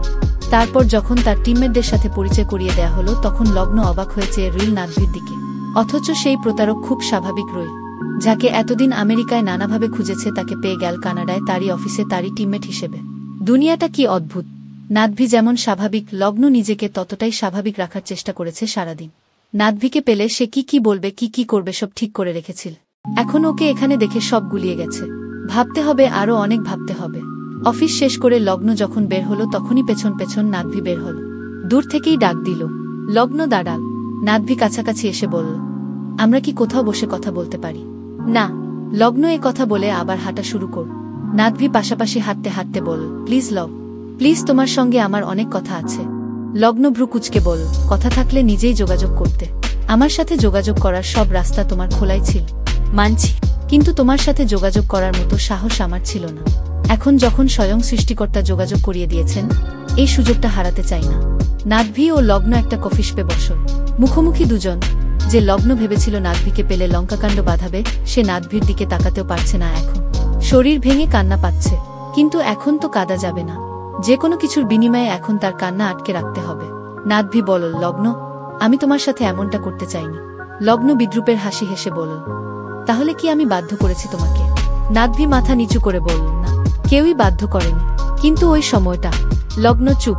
নাদভি আবার বলতে শুরু করল, লগ্ন, তুমি যাদের আমার বাবা মা বলে চিনেছ, তারা আমার কেউ না, জাস্ট টিমমেট ছিল। আমার বাবা ডাক্তার ছিল। আমি যখন ভার্সিটিতে অ্যাডমিশনের জন্য কোচিং করি, তখন তিনি মারা যান। বাবার রেখে যাওয়া জমানো টাকা পয়সা দিয়ে মা কোনোভাবে আমার পড়াশোনা চালিয়ে নেয়। পাবলিকে চান্স পেয়ে যায়, তাই খুব একটা অসুবিধা হয়নি। অসুবিধা হলো মা অসুস্থ হবার পর। তখন সবে আমার গ্রাজুয়েশন শেষ হয়েছে। মায়ের ক্যান্সার ধরা পড়। ক্যান্সারের কথা শুনেই লগ্নর মনে হলো আরেকটা ধপ মারছে নাদভি, আর সে গিলছে। তবে কিছু বলল না, চুপচাপ শুনতে লাগলো। নাদভি বলল, মায়ের ট্রিটমেন্টের জন্য প্রচুর টাকা দরকার, তাই মাস্টার্স না করেই চাকরির চেষ্টা করতে থাকি। কিন্তু আমাদের দেশের চাকরির বাজার তো জান। এদিকে মায়ের ট্রিটমেন্ট তো থামিয়ে রাখা যায় না। বাবার রেখে যাওয়া টাকা শেষ হবার পর জমিজমা, বাড়িঘর যা কিছু ছিল সব একে একে বিক্রি করে দিয়েছি। তখন আসলে মাকে বাঁচিয়ে রাখা ছাড়া আমার জীবনে আর কোনো উদ্দেশ্য ছিল না। টাকা পয়সা সম্পত্তি সব যখন শেষ হয়ে যায়, তখনও চাকরি পাইনি। এরপর টাকার জন্য এমন কোনো খারাপ কাজ নেই যা আমি করিনি। ভালো মন্দ উচিত অনুচিত ভাবার মতো বোধ ছিল না। একটাই বোধ ছিল, মাকে বাঁচিয়ে রাখতে হবে। এবার লগ্ন জিজ্ঞেস করল, সবই বুঝলাম, তোমার টাকার দরকার ছিল, কিন্তু নাদভি, তুমি আমাকে প্রেমের জালে কেন ফেলেছিলে? বিয়ে তো ঠিক হয়ে গিয়েছিল, ওটা হতোই, তোমার পরিকল্পনাও সফল হতো। তাহলে ওই প্রেম খেলার কি দরকার ছিল? নাদভি একটা দীর্ঘশ্বাস ফেলে বলল, জানি তুমি আমার কোনো কথা বিশ্বাস করবে না। বিশ্বাস করার মতো কাজ আমি করিনি, কিন্তু আজ আমি একটি বর্ণ মিথ্যে বলছি না। আমি তোমাকে প্রেমের জালে ফেলিনি উল্টো নিজেই প্রেমের জালে জড়িয়ে পড়েছিলাম। বিয়ে ঠিক হয়ে যাওয়ার পর তোমার সাথে যত সময় কাটাতাম ততই ভালো লাগত। তোমার সাথে থাকাকালে আমি নিজের নিয়ন্ত্রণের মধ্যে থাকতে পারতাম না। এই কাজ আমরা আগেও কয়েকবার করেছি, কিন্তু কখনো কারো প্রেমে পড়িনি। যেহেতু আমি জানি আমি ধোঁকা দিতে যাচ্ছি, সেখানে প্রেমে পড়ার তো প্রশ্নই ওঠে না। কিন্তু কিভাবে যেন তোমার প্রেমে পড়ে গেলাম। অন্য সময় হলে আমি ওই মুহূর্তে সরে যেতাম, কিন্তু আমার মা তখন হাসপাতালে, টাকা লাগবে আমার। মেহেদির দিন আমি যখন তোমাকে দেখতে দিনাজপুর গিয়েছিলাম, সেদিন এতটা ইমোশনাল হয়ে পড়েছিলাম যে ভেবেছিলাম যা হওয়ার হবে সব বলে দিই তোমাকে। কিন্তু আমার তখনকার পরিস্থিতি আমাকে বলতে দেয়নি। তোমার মা হাসপাতালে থাকলে তুমি তখন দেশ ছাড়লে কিভাবে? দেশ ছাড়িনি তো, গা ঢাকা দিয়েছিলাম। কয়েক মাস পর মা মারা যান। ততদিনের সব টাকা পয়সাও শেষ। টিমমেটরা নতুন কাজের কথা বললে ওদের ফিরিয়ে দিই। যে মানুষটাকে বাঁচিয়ে রাখার জন্য এসব করতাম সেই তো নেই। ডিপ্রেশনে পড়ে যায়। একটা সময় ভাবলাম পড়াশোনাটা আবার শুরু করা দরকার। স্কলারশিপের জন্য চেষ্টা করতে লাগলাম। আমেরিকায় একটা ইউনিভার্সিটিতে হয়ে গেল। তখন দেশ ছাড়লাম। কোনো ইউনিভার্সিটি, মিসৌরি স্টেট ইউনিভার্সিটি। তারপর আর কি, চাকরি বাকরি শুরু করলাম। ওয়ালমার্টই আমাকে কানাডায় ট্রান্সফার করল। আশা করি তোমার সব কথা শেষ হয়েছে। এখন আমি উঠি। আমাকে কি ক্ষমা করা যায় আমি জানি আমি যা করেছি তা ক্ষমা পাওয়ার যোগ্য না, কিন্তু তোমাকে কষ্ট দিয়ে আমিও শান্তি পাইনি। যতটা কষ্ট তোমাকে দিয়েছি তার অনেক গুণ বেশি কষ্ট আমি পেয়েছি। লগ্ন এবার হেসে বলল, সারারাত একসাথে কাটিয়ে বিয়ের পরদিন যখন স্বামী গয়নাগাটি নিয়ে পালিয়ে যায় তখন বাংলাদেশের একটা মেয়ে আশেপাশের মানুষদের থেকে কি পরিমাণ গঞ্জনা সহ্য করে, তার বিন্দুমাত্র ধারণা যদি তোমার থাকতো তাহলে আমার চেয়ে বেশি কষ্ট তুমি পেয়েছ এ কথা ভুলেও বলতে না। নাদভি মাথা নিচু করে ফেল। লগ্ন এবার উঠে দাঁড়াল, চলে যাচ্ছিল, আবার ফিরে এসে বলল, আর হ্যাঁ, তোমাকে আমি কখনোই ক্ষমা করব না নাদভি আহমেদ। তারপর চলে গেল লগ্ন।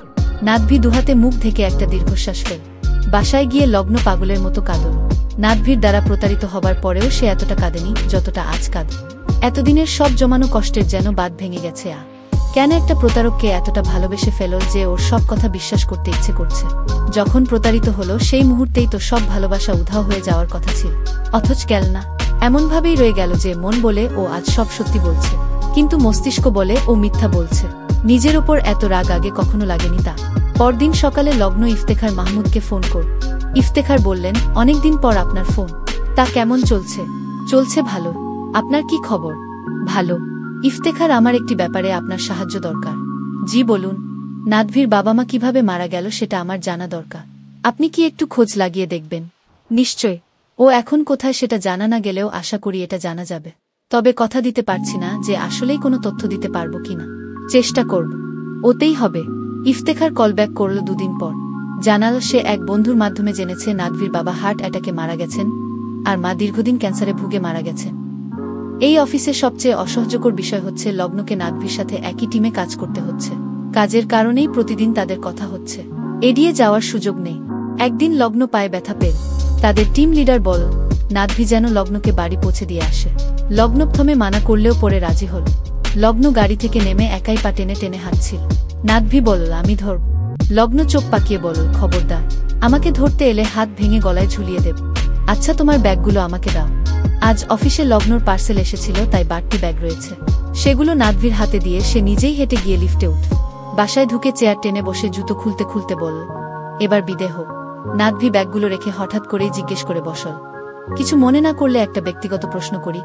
বাসা দেখে মনে হচ্ছে তুমি এখানে একা থাকো। তোমার হাজবেন্ড কোথায় থাকেন? লগ্ন ভ্রু কুচকে জিজ্ঞেস করল, কি বলতে চাও তুমি? স্পষ্টই তো বললাম। লগ্ন বিরক্ত মুখে বলল, বিয়ে করিনি, একবার করে স্বাদ মিটে গেছে।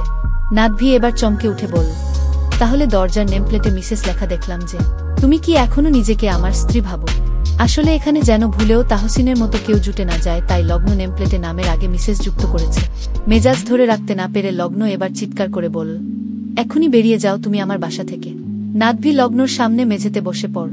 তারপর অনুনয় করে বলল, যাচ্ছি, তুমি শুধু এই একটা প্রশ্নের উত্তর দাও। লগ্ন এবার রাগে ফুসফুস করতে করতে বলল, আমার ভাবা না ভাবাতে কিছু যায় আসে না। বিয়ের পর 3 বছর পর্যন্ত যোগাযোগ বিচ্ছিন্ন থাকলে কেউ আর স্বামী স্ত্রী থাকে না, ঠিক, কিন্তু অনুভূতিরা রয়ে যায়। নাদভি সঙ্গে সঙ্গে নিজের ওয়ালেট বের করে দেখাল সেখানে তাদের বিয়ের একটি ছবি রাখা। তারপর বলল, আমারও রয়ে গেছে তোমারই মতন। লগ্ন হেসে বলল, এটা তুমি আমাকে দেখানোর জন্য রিসেন্টলি প্রিন্ট করে রেখেছ।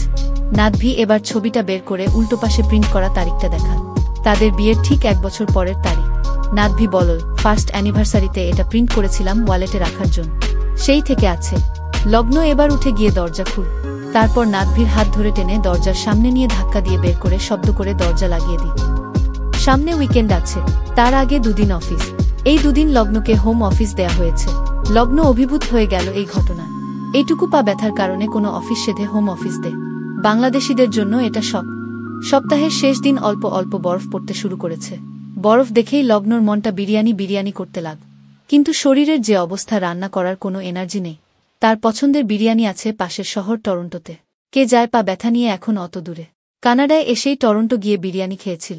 সেই ছবিটা ইনস্টাগ্রামে পোস্ট করে লিখল, স্নোফল দেখে সবার আগে এই বিরিয়ানিটার কথা মনে পড়। রাতে নাদভি এলো। লগ্ন ইন্টারকমে তাকে জিজ্ঞেস করল, কি চাই? এখানে কেন এসেছ?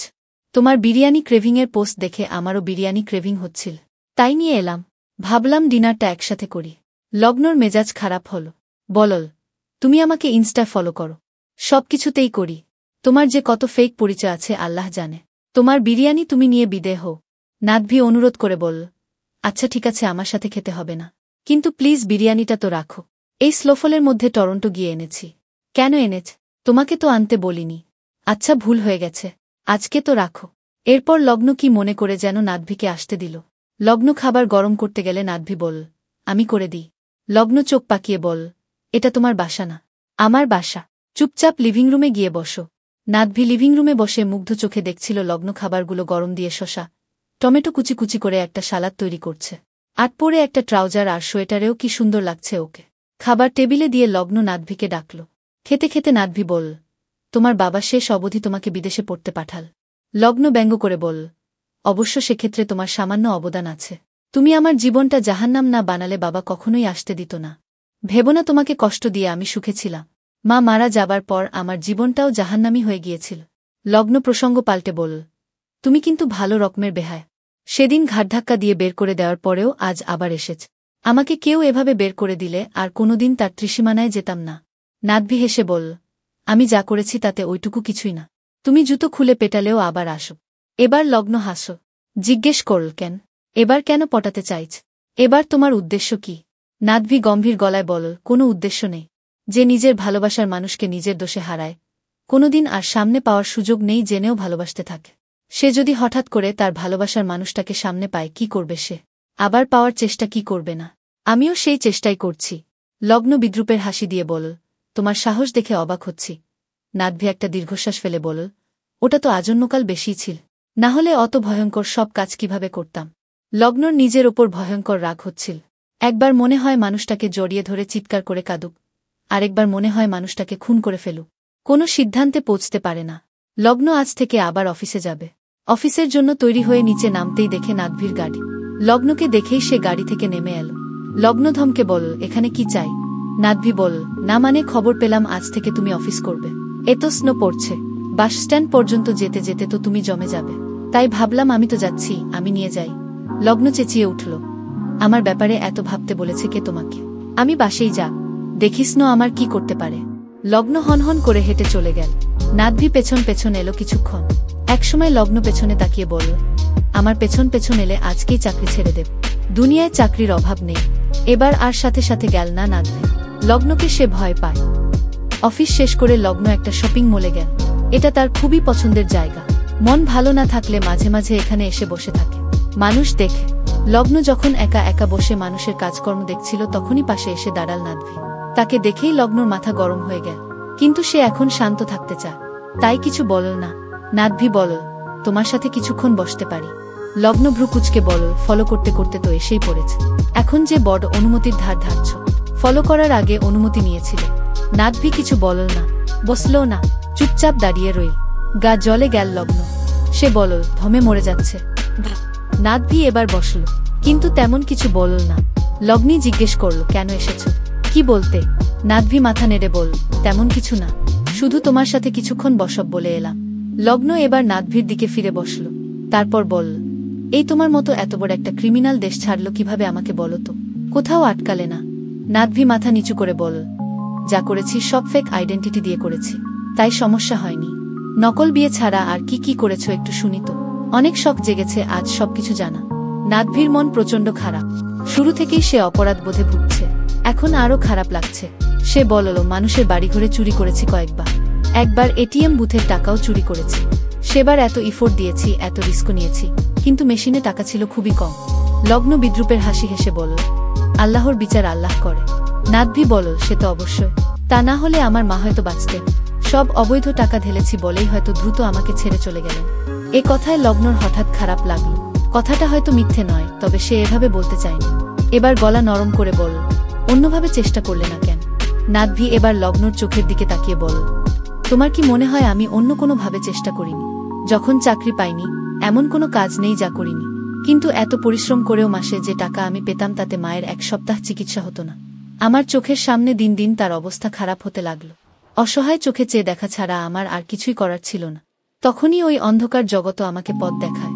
অন্ধকার জগতে অন্ধকার কাজ করেই আমি সেই পরিমাণ টাকা পেতাম যে পরিমাণ টাকা মায়ের চিকিৎসার জন্য দরকার হতো। লগ্ন কৌতূহলী হয়ে জানতে চাইল, ভয় হতো না? নাদভি অবলীলায় বলল, না, ডেসপারেট হয়ে গিয়েছিলাম। ছোটবেলা থেকে মায়ের খুব পাগল ছিলাম। একমাত্র সন্তান ছিলাম বলে মাও আমাকে ছাড়া দু চোখে কিছু দেখতেন না। লগ্ন প্রসঙ্গ পাল্টানোর জন্য বল, চলো হাঁটি। বসতে আর ভালো লাগছে না। প্রায় সব দোকানে ব্ল্যাক ফ্রাইডে সেল চলছে। লগ্ন ঘুরে ঘুরে দেখতে লাগলো কোথায় কতটা সেল দিচ্ছে। তার একটা উইন্টার জ্যাকেট কেনা দরকার। নাদভি বলল, রাতের খাবার একসঙ্গে খাই। বাঙালি বসতে দিলে খেতে চায় এই কথা প্রমাণ করতে চাইছ? নাদভি হাসল। লগ্ন আরও কয়েকটা দোকান ঘুরতেই ৫-০ ছেলে ভালো একটা উইন্টার জ্যাকেট পেয়ে গেল। সেটা কিনে নিল। এরপর চোখে পড়ল চকোলেটের দোকানে বিশাল সেল চলছে। সেখান থেকে কিছু চকোলেট কিনে নিল। নাদভিকে খেতে সাধলে সে চকোলেটটা হাতে নিয়ে বলল, তুমি দিলে বলে খাচ্ছি, কিন্তু আমি আসলে চকোলেট খাই না। লগ্ন ভ্রু কুচকে জিজ্ঞেস করল, তোমার এত শত খারাপ কাজের মধ্যে কি মানুষ খুন ছিল একটা? না, কিন্তু পারবে নিশ্চয়। যে মানুষ চকোলেট খায় না সে মানুষও খুন করতে পারবে অবলীলায়। নাদভি হেসে বল, চকোলেট একটা অস্বাস্থ্যকর খাবার, অনেকেই খায় না, আর অস্বাস্থ্যকর খাবার না খাওয়াটাই ভালো। এর মধ্যেই একটা বাঙালি খাবারের দোকান চোখে পড়ল যেখানে ফুচকা পাওয়া যায়। লগ্ন বল, চলো আরেকটা অস্বাস্থ্যকর খাবার খাই। নাদভি হেসে দিল। লগ্ন দোকানের সামনে গিয়ে অর্ডার দিয়ে বল, এই অস্বাস্থ্যকর কিন্তু সেরা খাবারটা খাও তো। নাদভি গম্ভীর গলায় বল, খাই না। কিন্তু তুমি বললে বিষ খেয়ে নেব। লগ্ন নাদভির চোখে চেয়ে বল, এভাবে বলো না, সত্যি সত্যি বিষ খাইয়ে দিতে পারি। নাদভি ঘাড় নেড়ে বল, সত্যি সত্যিই দিতে পারো, আপত্তি নেই। এর মধ্যে ফুচকা এসে গেল। লগ্নর ফুচকা খাওয়া দেখে নাদভি অবাক হয়ে গেল। এত বড় ফুচকা পুরোটা একসাথে মুখে দিয়ে চোখ বন্ধ করে খাচ্ছে। কেউ এত উপভোগ করে একটা খাবার খায় কিভাবে? নাদভি যদি আগেই লগ্নর প্রেমে না পড়ে যেত তাহলে আজ ওর ফুচকা খাওয়া দেখে নির্ঘাত প্রেমে পড়। মাসখানেক পর একদিন রাতে লগ্ন ঘুমানোর প্রস্তুতি নিচ্ছিল। এমন সময়ে আতিকুর রহমানের কলটা এল। তিনি সরাসরি ফোনে কল দিয়েছে বলে একটু অবাক হল লগ্ন। সাধারণত অনলাইনেই কথা হয়। লগ্ন কল ব্যাক করতেই তিনি বললেন, মা, একটা সাংঘাতিক ঘটনা ঘটেছে। কি ঘটনা বাবা? ইফতেখার না মানে ওই নাদভি আহমেদ একটা চিঠি পাঠিয়েছে, সঙ্গে নিয়ে যাওয়া গয়নাগুলো, এমনকি তোর ক্রেডিট কার্ড ব্যবহার করে তোলা ১ লাখ টাকাও। লগ্ন অবাক হয়ে বলল, কি বলছো তুমি? আতিকুর রহমান বললেন, হ্যাঁ, চিঠিতে লিখেছে ওর মা ক্যান্সারে আক্রান্ত হয়ে হাসপাতালে ছিল। তার চিকিৎসার জন্য অনেক টাকা দরকার ছিল বলে ওই কাজ করেছিল। তবে ওর মাকে বাঁচাতে পারেনি। গয়নাগুলো ফেরত দেওয়ার জন্য নাকি চাকরিতে ঢুকে টাকা জমাচ্ছিল। সব গয়না একদম হুবহু একই ডিজাইনে বানিয়ে পাঠিয়েছে। আমি স্যাকডার দোকানে গিয়ে সব পরীক্ষা করিয়ে এনেছি। সব যেটা যতটুকু ওজনের ছিল ঠিক তাই আছে। তো মাফ করে দিয়েছে? মাফ করব কোথা থেকে? ও তো যোগাযোগের কোনো মাধ্যম রাখেনি। একটা লোক এসে এসব দিয়েই চলে গেল। ধরো যোগাযোগের মাধ্যম পেলে, তখন কি মাফ করবে? আমার কাছে মাফ চাইলে তো হবে না, মাফ চাইতে হবে তোর কাছে। অন্যায় করেছে তোর সাথে। থ্যাংক ইউ বাবা, এটুকুই জানতে চাচ্ছিলাম। আমি তাহলে এখন রাখি, শুয়ে পড়েছিলাম, কাল আবার কথা হবে। আচ্ছা মা। পরদিন সকালে লগ্ন ঘুম থেকে উঠেই নাদভিকে দেখা করতে বল। নাদভি জানে কেন তাকে ডাকা হয়েছে। নিশ্চয়ই বিশ্বাস করবে না। কি আর করা যাবে, সময়টাই তো প্রতিশোধ নিল। জিনিসগুলো ফেরত দেওয়া হয়ে গেলে যদি দেখা হতো। সকাল ৮টা বাজে। সূর্য উঠতে শুরু করেছে কেবল। এখনো চারপাশ আবছা অন্ধকার। নাদভি বাসার নিচে এসে ফোন করতেই লগ্ন নিচে নাম। বাইরে বরফ পড়ছে। লগ্ন দ্রুত নাদভির গাড়িতে উঠ। নাদভি গাড়ি স্টার্ট দিয়ে বল, কোনো দিকে যাব? লগ্ন চিৎকার করে বল, জাহান্নামে যাবে। নাদভি অফিসের দিকে চালাতে শুরু কর। কাছাকাছি কোথাও গিয়ে না হয় পার্ক করবে। লগ্ন জানতে চাইল, গয়না টাকা পয়সা ফেরত দিয়ে কি ভাবছো তুমি তোমার সব পাপ মুছে ফেলতে পারবে? নাদভি নির্বিকার গলায় বলল, কিন্তু যার জন্য এত কিছু করেছি তাকে তো রাখতে পারিনি। ভাগ্যের ফেরে এখন ভালো ইনকাম করছি। এত টাকা পয়সা দিয়ে কি করব? আমার তো কেউ নেই, তাই জিনিসগুলো ফেরত দিচ্ছি। লগ্ন ক্ষুব্ধ গলায় বলল, তুমি আসলে আমাকে ইমপ্রেস করার জন্য জিনিসগুলো ফেরত দিয়েছ। নাদভি একটা দীর্ঘশ্বাস ফেলে গাড়িটা পার্ক কর। তারপর লগ্নর দিকে ফিরে বলল, আমি জানতাম তুমি বিশ্বাস করবে না। আফসোসও হচ্ছিল কেন এসব ফেরত দেওয়ার আগেই আমাদের আবার দেখা হলো। লগ্ন এবার নাদভির দিকে ফিরে বসল। তারপর আগের মতোই ক্ষুব্ধ গলায় জানতে চাইল, তা এত দর্দ শুধু আমার জন্য কেন হচ্ছে? বাকি যে মেয়েগুলোকে ঠকিয়েছ তাদেরগুলো ফেরত দিচ্ছ না কেন? সবারগুলোই ফেরত দিচ্ছি লগ্ন, আর একজনেরটা বাকি।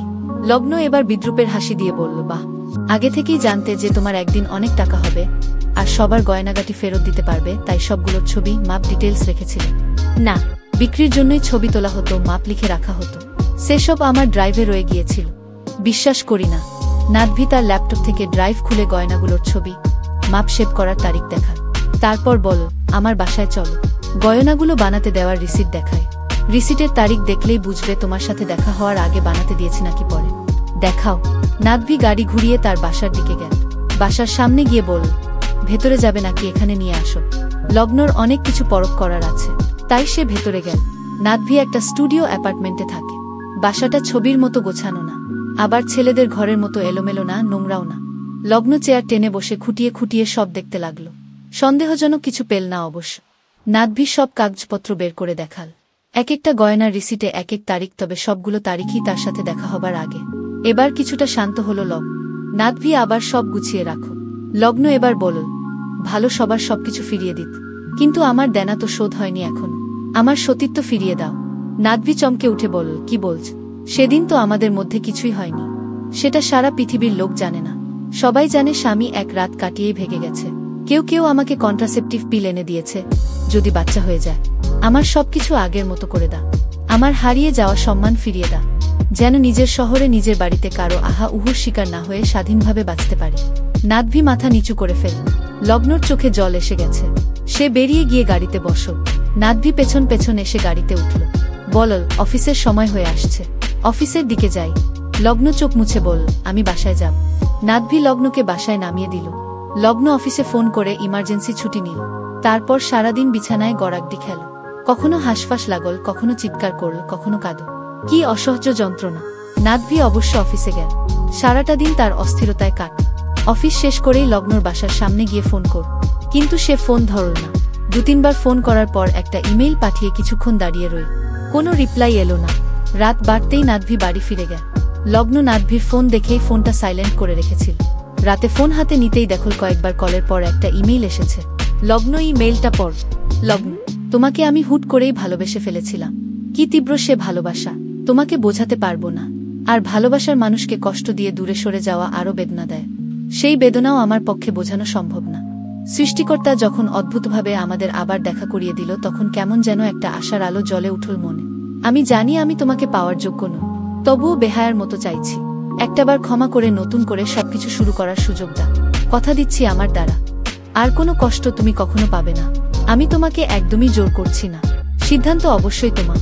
সিদ্ধান্ত যাই হোক, আমি চুপচাপ মেনে নেব। এরপর থেকে তোমাকে আর জ্বালাব না। নাদভি। দিন গড়িয়ে রাত হয়, মাস গড়িয়ে ক্যালেন্ডারের পাতা বদলা, কিন্তু লগ্নর রাগ কমে না। একইভাবে ভালোবাসাও কমে না এক বিন্দু।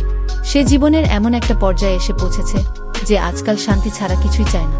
অথচ এই অফিসে ট্রান্সফার হওয়ার পর তার জীবনের শান্তিটাই উধাও হয়ে গেল। একদিন সে একটা কঠিন সিদ্ধান্ত নিয়েই ফেল। জীবন তো একটাই। সারা রাত নির্ঘুম কাটিয়ে খুব সকালবেলা লগ্ন মেট্রো ধর। সূর্য ওঠেনি তখন। নাদভির বাসার খুব কাছেই মেট্রো স্টেশন। স্টেশন থেকে হেঁটেই চলে গেল লগ্ন। বরফ পড়ছে, হাঁটতে বেশ কষ্ট হচ্ছিল। না হয় একটা গাড়ি কিনেই ফেলতে হবে মনে হচ্ছে। 2 মাস স্যালারি থেকে কিছু টাকা জমালেই একটা সেকেন্ড হ্যান্ড গাড়ি হয়ে যাবে। লগ্নকে দেখেই সিকিউরিটি গেট খুলে দিল। লগ্ন বলল, নাদভিকে ফোন করুন। সিকিউরিটি বলল, উনি বলেছেন আপনি আসলে যেতে দিতে ফোন করার দরকার নেই। লগ্ন নাদভির অ্যাপার্টমেন্টের সামনে দাঁড়িয়ে বেল বাজা।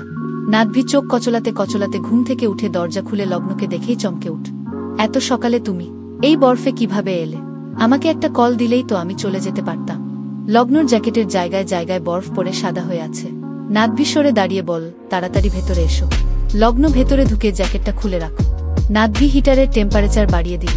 তারপর অবাক চোখে চেয়ে রইল। লগ্ন শীতে কাঁপতে কাঁপতে এসে নাদভিকে জড়িয়ে ধর। নাদভির বুকের সাথে মিশে যেতে যেতে বল, ক্ষমা করে দিয়েছি। এবার নাদভিও লগ্নকে জড়িয়ে ধর। তারপর ভেজা গলায় বল, থ্যাংক ইউ লগ্ন, থ্যাংক ইউ সো মাচ। তারপর লগ্নকে জ্যাকেট দেওয়ার জন্য সরে যেতে চাইলে লগ্ন ছাড়ল না। নাদভি বল, তুমি জমে যাক, একটা জ্যাকেট দিই। লগ্ন এবার নাদভিকে ছেড়ে বলল না। নিজের সাথে যুদ্ধ করতে করতে সারা রাত ঘুমাতে পারিনি, এখন ঘুমাব।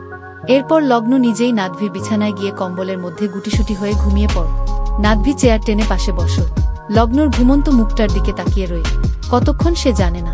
আজ তার বিশ্বজয় করার দিন। লগ্ন তাকে ক্ষমা করে দিয়েছে। লগ্ন ঘুম থেকে ওঠার আগেই নাদভি কিছু নাস্তা তৈরি করল। তারপর আবার সেই চেয়ারে গিয়ে বসে তাকিয়ে রইল লগ্নর মুখের দিকে। লগ্ন প্রায় 2 ঘন্টা ঘুম ভেঙে এই দৃশ্য দেখেই হেসে দিল। নাদভিও হাসল। লগ্ন উঠে আধমোড়া ভাঙতেই নাদভি বলল, চলো চলো নাস্তা করি। আমি আসলে বাইরেই নাস্তা করি বেশি, তাই বাসায় খুব বেশি কিছু ছিল না। তোমাকে একা রেখে বাইরে যেতেও ইচ্ছে করছিল না, তাই যা ছিল তাই রেডি করেছি। লগ্ন বিছানা ছেড়ে ডাইনিং টেবিলে গিয়ে দেখে orange juice, omelette, beacon, peanut butter toast, fruits দিয়ে টেবিল ভর। বলল, এত কিছুর পর আবার বলছো কিছু নেই? বাপরে কিছু থাকলে কি বানাতে? নাদভি হাসল। লগ্ন হাত মুখ ধুয়ে ফ্রেশ হয়ে এসে খেতে বসল। নাদভিও খেতে বসল, কিন্তু তার চোখ সরে না লগ্নর উপর থেকে। খেতে খেতে লগ্ন জানতে চাইল, কি দেখছো তখন থেকে? তোমাকে দেখছি, এতদিন লুকিয়ে দেখেছি, এখন তো আর লুকানোর প্রয়োজন নেই। লগ্ন হেসে বলল, তুমি জানো কেন আমি তোমাকে ক্ষমা করেছি? তোমার ভালোবাসা দেখে নাকি, তোমার অনুশোচনা দেখে নাকি অন্য কিছু? নাদভি একটু ভেবে বলল, সম্ভবত এসবের কোনোটিই না। ক্ষমা করেছ, তুমি আমাকে ভালোবাসো বলে। লগ্ন মাথা নেড়ে বলল, ভালোই চিনেছ দেখছি। নাদভি হাসল। তারপর বলল, তোমার রাগ কমেছে? না। তাহলে রাগ মিটিয়ে না। ভালো লাগবে। কিভাবে? তুমি যেভাবে চা, খামচে কামড়ে কিংবা চাবুক মেরে। লগ্ন এবার হো হো করে হেসে দিল। তারপর বলল, ঠিক আছে, ভেবে দেখি কি করা যায়। শীত শেষে বসন্ত এসে গেছে। গাছে গাছে নতুন পাতা গজিয়েছে। টানা কয়েক মাস বরফ দেখার পর এত সবুজ দেখে মন প্রাণ চঞ্চল হয়। এখন প্রতিদিন অফিস শেষে লগ্নকে বাসায় নামিয়ে দিয়ে নাদভি বাসায় ফেরে। আজ লগ্ন নাদভিকে ডিনারের আমন্ত্রণ জানাল। নাদভি বলল, দুজন মিলে রাঁধবে। কিন্তু লগ্নর বাসায় বাজার প্রায় শেষ। অতপর বাজার করতে গেল গ্রোসারি শপে। বাজার করতে করতে একটা পর্যায়ে নাদভি লগ্নকে অন্য সেকশনে টেনে নিয়ে একটা চাবুক দেখিয়ে বলল, নেবে নাকি? লগ্ন হেসে বলল, এত চাবুক খাওয়ার শখ তোমার? নাদভি হেসে বলল, একদম না। কিন্তু তোমার ভেতরের রাগ কমানো দরকার না? ওটা নিয়ে তোমাকে ভাবতে হবে না।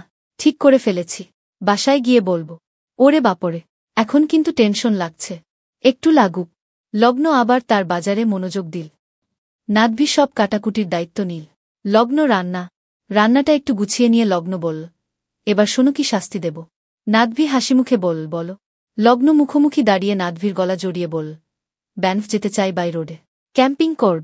আমি এদেশের ড্রাইভিং লাইসেন্স পেয়ে গেছি, কিন্তু ড্রাইভ করতে পারবো না। ড্রাইভ অবশ্যই তুমি করবে। নাদভি চমকে উঠে বলল, ওরে সর্বনাশ, তুমি তো সাংঘাতিক মেয়ে। ৩,৫০০ কিলোমিটার রাস্তা ড্রাইভ করে যাওয়া কিভাবে সম্ভব? আমার কি টেসলা আছে?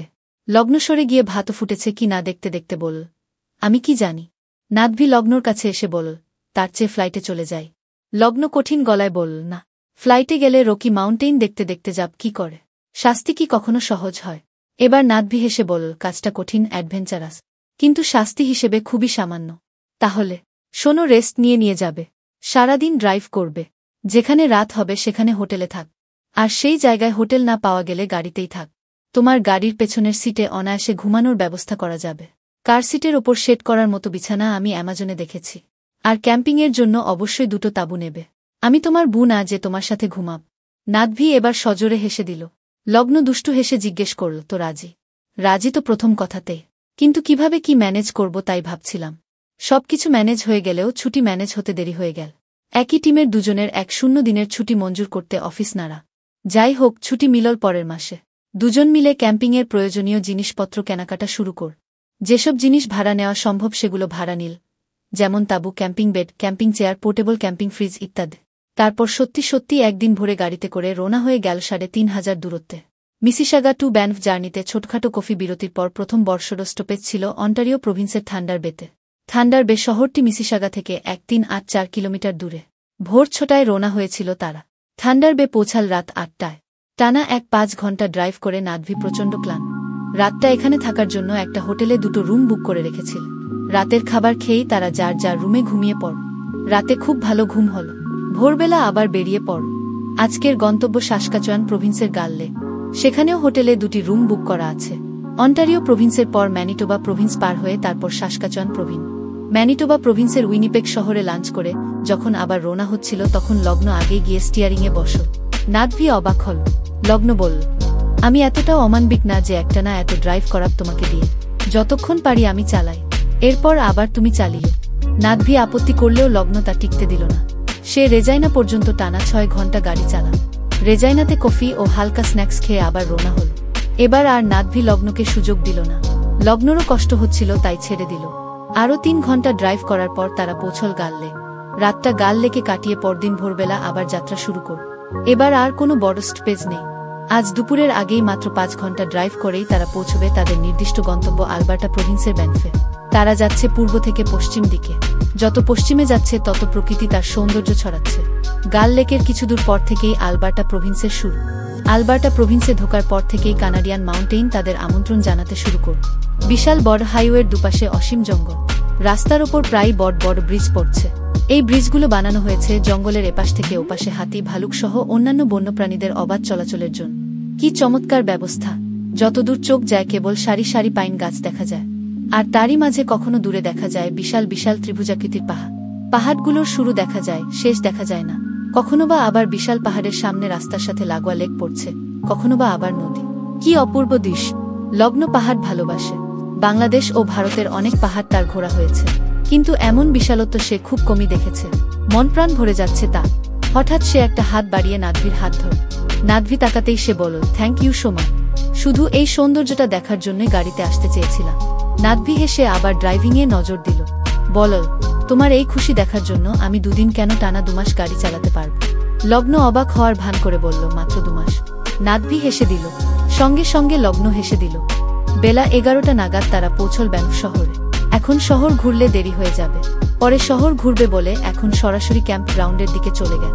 তারা বুকিং দিয়েছিল লেক লুইস ক্যাম্পগ্রাউন্ডে। সেখানে পৌঁছে দুজনেরই চোখ কপালে উঠে গেল। তাদের ক্যাম্পসাইটের পাশে দিয়েই বয়ে চলেছে খরস্রোতা পাথুরে নদী, নাম তার বো। নদীর ওপারে পাইন গাছের জঙ্গল আর ডান পাশে পাইন গাছের আড়ালে মপ্ত সব পাহাড়ের লুকোচুরি খেলা। লগ্ন নদীর পাড়ে গিয়ে পা ভেজাল, কনকনে ঠান্ডা পানি। দ্রুত পাড়ে উঠে এলো সে। নাদভি প্রকৃতির চেয়ে বেশি উপভোগ করছে লগ্নর উচ্ছ্বাস। লগ্ন বলল, কি কেমন লাগছে? মনে হচ্ছে না শাস্তিটা পেয়ে বরং জিতে গেছে। নাদভি হো হো করে হেসে উঠ। ক্যাম্পগ্রাউন্ডে টয়লেট, গোসল, খাবার, পানি সবকিছুর সুব্যবস্থা আছে। প্রতিটি ক্যাম্পসাইটে ডাইনিং এরিয়া হিসেবে ব্যবহারের জন্য কাঠের টেবিল ও তার দুপাশে 2টি বেঞ্চ তৈরি করা আছে। এছাড়াও আছে আগুন জ্বালানোর ব্যবস্থা, আছে ইলেকট্রিক সাপ্লাই। তাই ফোন, ল্যাপটপ চার্জ দেওয়া নিয়ে কোনো ঝামেলা নেই। এমনকি চাইলে লাইটের ব্যবস্থাও করা যেতে পারে। ক্যাম্পগ্রাউন্ডে আগুন জ্বালানোর জন্য কাঠ কেটে রেখে দেয়। যদিও টুকরোগুলো অনেক বড় বড় থাকে, সেগুলো এনে ছোট ছোট টুকরো করে নেয়। নাদভি সদ্য কেনা কুড়াল দিয়ে জীবনে প্রথম কাঠ কাটল। প্রথম দিকে একটু অসুবিধা হলেও পরে অভ্যস্ত হয়ে গেল। ক্যাম্পসাইটে আগুন জ্বালানোর জন্য একটা হাফ ড্রামের মতো বস্তু দেওয়া থাকে, যার ভেতরে কাঠের টুকরো দিয়ে আগুন জ্বালানো হয়। ওপরে একটা রডের ঢাকনার মতো থাকে। আগুন পোহানো ছাড়াও চাইলে এর ওপর রান্না করা যায়। অনেকে আবার চুলা নিয়ে আসে, তবে ওরা এই আগুনেই রান্না করবে। নাদভি আগুন জ্বালিয়ে দিল, তারপর গেল খাওয়ার পানি আনতে। পানি এনে তাঁবু টানাতে শুরু করল।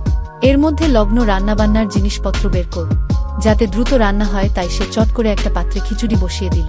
কষানোর ঝামেলায় যায়নি, মশলা মেখে পানি দিয়ে বসিয়ে দিয়েছে।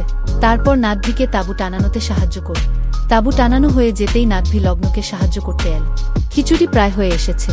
লগ্ন বেগুন ভাজার জন্য বেগুন কাটছিল। এর মধ্যে নাদভি ডিম ভাজার জন্য পেঁয়াজ মরিচ কেটে দিল। ভাজাভুজি হতে হতে খিচুড়ি পুরোপুরি হয়ে গেল। এরপর দুজনে খেতে বসল।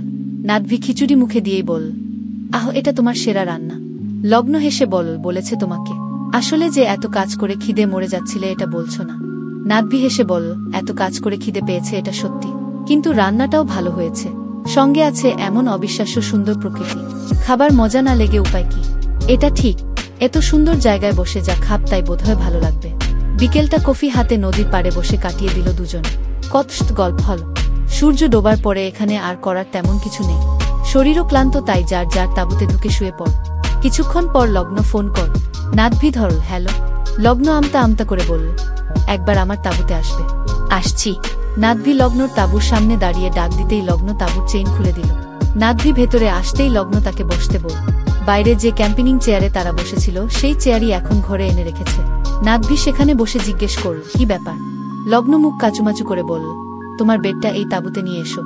নাদভি অবাক হয়ে বলল, কেন, তোমার ভয় লাগছে? লগ্ন এবার ধমকে উঠল, কেন?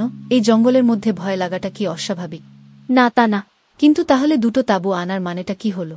এবার লগ্ন চোখ পাকিয়ে বলল, আরে তখন কি জানতাম নাকি সন্ধ্যার পর এমন গা ছমছমে অনুভূতি হবে? নাদভি মুচকি হেসে বলল, আচ্ছা নিয়ে আসছি। এই তুমি হাসলে কেন? এত বড় সাহস তোমার? কই না তো হাসিনি। নাদভি তাঁবু থেকে বেরিয়ে একা একাই হাসো। তারপর তার বেড ভাঁজ করে লগ্নর তাঁবুতে নিয়ে এলো, সঙ্গে প্রয়োজনীয় অন্যান্য জিনিসপত্র। বিছানা গুছিয়ে কম্বল টেনে শুয়ে পড়ল সে। কিছুক্ষণ পর লগ্ন ডাকল, নাদভি ঘুমিয়ে পড়েছে? না। তোমার মনে আছে একটি রাত কি অবলীলায় তোমার বুকে মাথা গুজে ঘুমিয়েছিলাম? নাদভি বলল, মনে থাকবে না কেন? আমার জীবনের সবচেয়ে কঠিন আর কষ্টের রাত ছিল যে সেটা। আর আমার জীবনের স্বপ্নে রাত পেরোতেই স্বপ্ন ভেঙে চুরমার হয়ে যায়। সরি লগ্ন। লগ্ন আর কথা বলে না, চোখের জলে ভিজে যেতে থাকে তার বালিশ। নাদভি উসখুস করতে থাকে, আর কোনো কথা বলার সাহস পায় না। খুব ভোরে ঘুম ভেঙে গেল নাদভি। সে উঠে ফ্রেশ হয়ে এলো। তারপর কিছুক্ষণ নদীর পাড়ে হাঁট। এর মাঝেই লগ্ন উঠে পড়। তাকে দেখে নাদভি আগুন ধরাতে ধরাতে জানতে চাইল, আজকের নাস্তায় কি খাবে? তুমি ফ্রেশ হয়ে আসতে আসতে আমি বানিয়ে ফেলি। লগ্ন বলল, তুমি যা খাওয়াবে। লগ্ন চলে গেলে নাদভি চিন্তায় পড়ে গেল।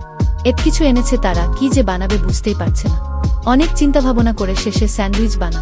কিছু ফল কেটে নিল। লগ্ন ফ্রেশ হয়ে আসতে আসতে নাদভির নাস্তা বানানো শেষ। দুজন নদীর পাড়ে বসে নাস্তা কর।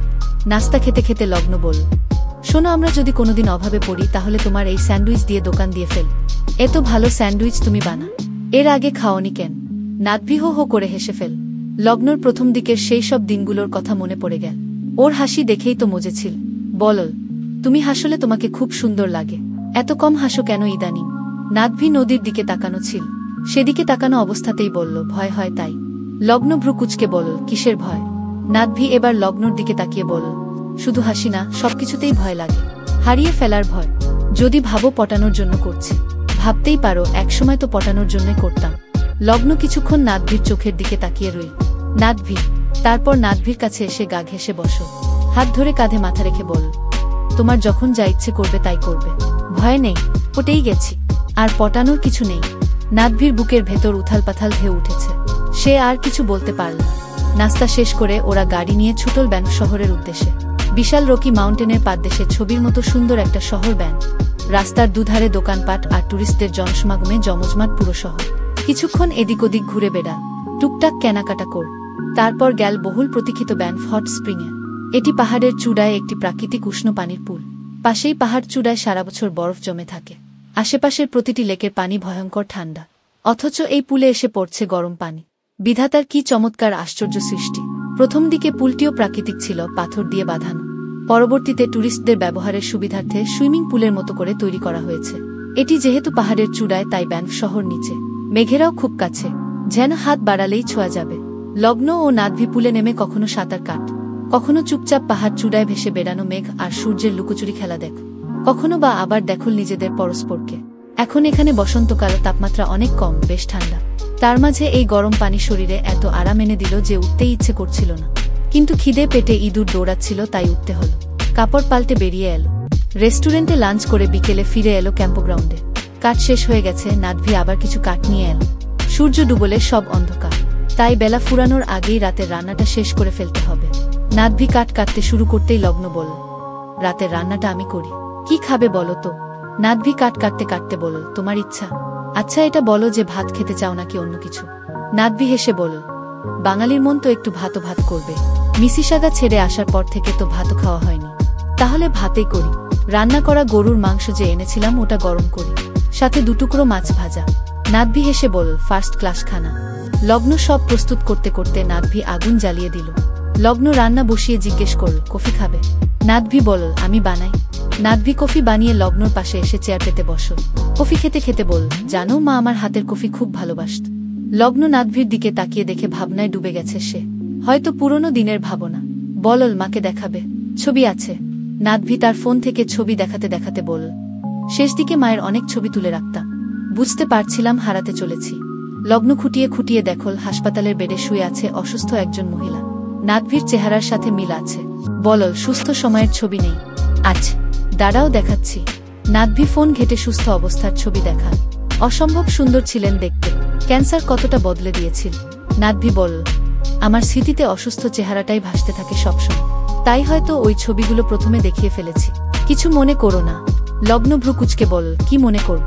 নাদভি আমতা আমতা করে বলল, না মানে যদি ভাবো মা আসলেই অসুস্থ ছিল, এটা প্রমাণ করার জন্য ওই ছবিগুলো দেখিয়েছি। আসলে ব্যাপারটা তা নয়। উফ ধুর, আমি এমন কিছুই ভাবিনি। তুমি তোমার গিল্টনেসের কারণে এত কিছু ভাব। এসব ভাবা বন্ধ করো তো। ইয়া গেছে তা গেছে। ইতোমধ্যে রান্না হয়ে গেল, কিছুক্ষণের মধ্যেই অন্ধকার হয়ে আসবে, তাই খাবার দাবার সব তাঁবুর ভেতর নিয়ে গেল। তাঁবুতে ঢুকে নাদভি জিজ্ঞেস করল, আজ একা ঘুমাতে পারবে নাকি আজও ভয় করবে? লগ্ন নাদভির মুখোমুখি এসে দাঁড়া, গলার পেছনে দুহাত বেঁধে জিজ্ঞেস করল, কেন আমার সাথে এক তাঁবুতে ঘুমাতে ভয় পাচ্ছ? নাদভির যে কি হল, সে লগ্নর কোমর জড়িয়ে ধরে কাছে টেনে বলল, তা একটু পাচ্ছি বিকি। লগ্ন মিটিমিটি হেসে বলল, তোমার স্পর্শ তো বলে না কোনো ভয় পাচ্ছ। হাতে হয়তো ভয় নেই মনে আছে, তাহলে মন না হলেও হাত অবাধ্য হতে পারে বলছ? নাদভি হো হো করে হেসে উঠ। তারপর বলল, তোমার ইচ্ছের বিরুদ্ধে আমার কোনো কিছুই অবাধ্য হবে না কখনো। আর যদি আমার ইচ্ছে করতে বাধ্য করো, এমনটা কখনোই করব না। লগ্ন এবার ঘোরলাগা গলায় বলল, একটু করলে কি হয়? নাদভি হেসে বলল, উস্কাচ্ছ কেন আমাকে? লগ্ন এবার নাদভিকে জড়িয়ে ধরে বলল, জানি না। নাদভিও জড়িয়ে ধর। সত্যিই উস্কে গেছে সে। অবাধ্য হতে ইচ্ছে করছে এখন, কিন্তু এই ইচ্ছেকে প্রশ্রয় দেবে না, কিছুতেই না। নাদভি সরে গিয়ে বলল, আচ্ছা খাওয়ার পানি শেষের দিকে, পানি নিয়ে আসি। লগ্ন বলল, আমি একা থাকতে পারবো না এখানে, তাহলে তুমিও চলো। দুজন মিলে পানি আনতে গেল। পানি এনে রাতের খাবার সেরে দুজনে কিছুক্ষণ ক্যাম্পগ্রাউন্ডে হেঁটে এল। তারপর যার যার বিছানায় শুয়ে পড়। লগ্ন কিছুক্ষণের মধ্যেই ঘুমিয়ে পড়ল, কিন্তু উস্কে যাওয়া নাদভির সহজে ঘুম এল না। আসার সময় লগ্ননাদভি ব্যান্ড হাইকিং ম্যাপ এবং গাইডবুক কিনে এনেছিল। পরদিন সকালে সেগুলো খুঁটিয়ে খুঁটিয়ে দেখছিল তারা। আজকের গন্তব্য বো ফলস। ম্যাপ ও গাইডবুক দেখে সারাদিনের পরিকল্পনা সাজিয়ে নেওয়া হয়ে গেলে দুজন মিলে বার্গার তৈরি করতে বসল। যেহেতু সারাদিনের পরিকল্পনা, তাই দুপুরের খাবারটা সাথে করে নেয়ার সিদ্ধান্ত নিয়েছে, সঙ্গে কিছু ফল নীল ছোট ক্ষুধার জন্য। ব্যানফ থেকে হাইকিং করে বো ফলসে পৌঁছতে হবে। বো নদীর পাশে ট্রেইল তৈরি করা আছে, সেটা ধরেই তারা হাঁটছিল। দুজনের কাঁধেই ব্যাগ, ব্যাগে খাবার পানিসহ সারাদিনের জন্য অন্যান্য প্রয়োজনীয় জিনিসপত্র। নদীর ওপারে তাকালে প্রথমে সবচেয়ে উঁচুতে দেখা যায় ঝকঝকে নীল আকাশ, তার নিচে ছোট বড় পাহাড়, সামনে সবুজ পাইন গাছ, তার নিচে নীলচে সবুজ পানির স্রোত সিনিবো নদী। আকাশ থেকে শুরু করে নদী পর্যন্ত কি অপূর্ব রঙের খেলা। হাঁটতে হাঁটতে মনে হয় দাঁড়িয়ে পড়ি, চুপচাপ উপভোগ করি। কিন্তু তাদের গন্তব্য যে আরও সুন্দর জায়গা।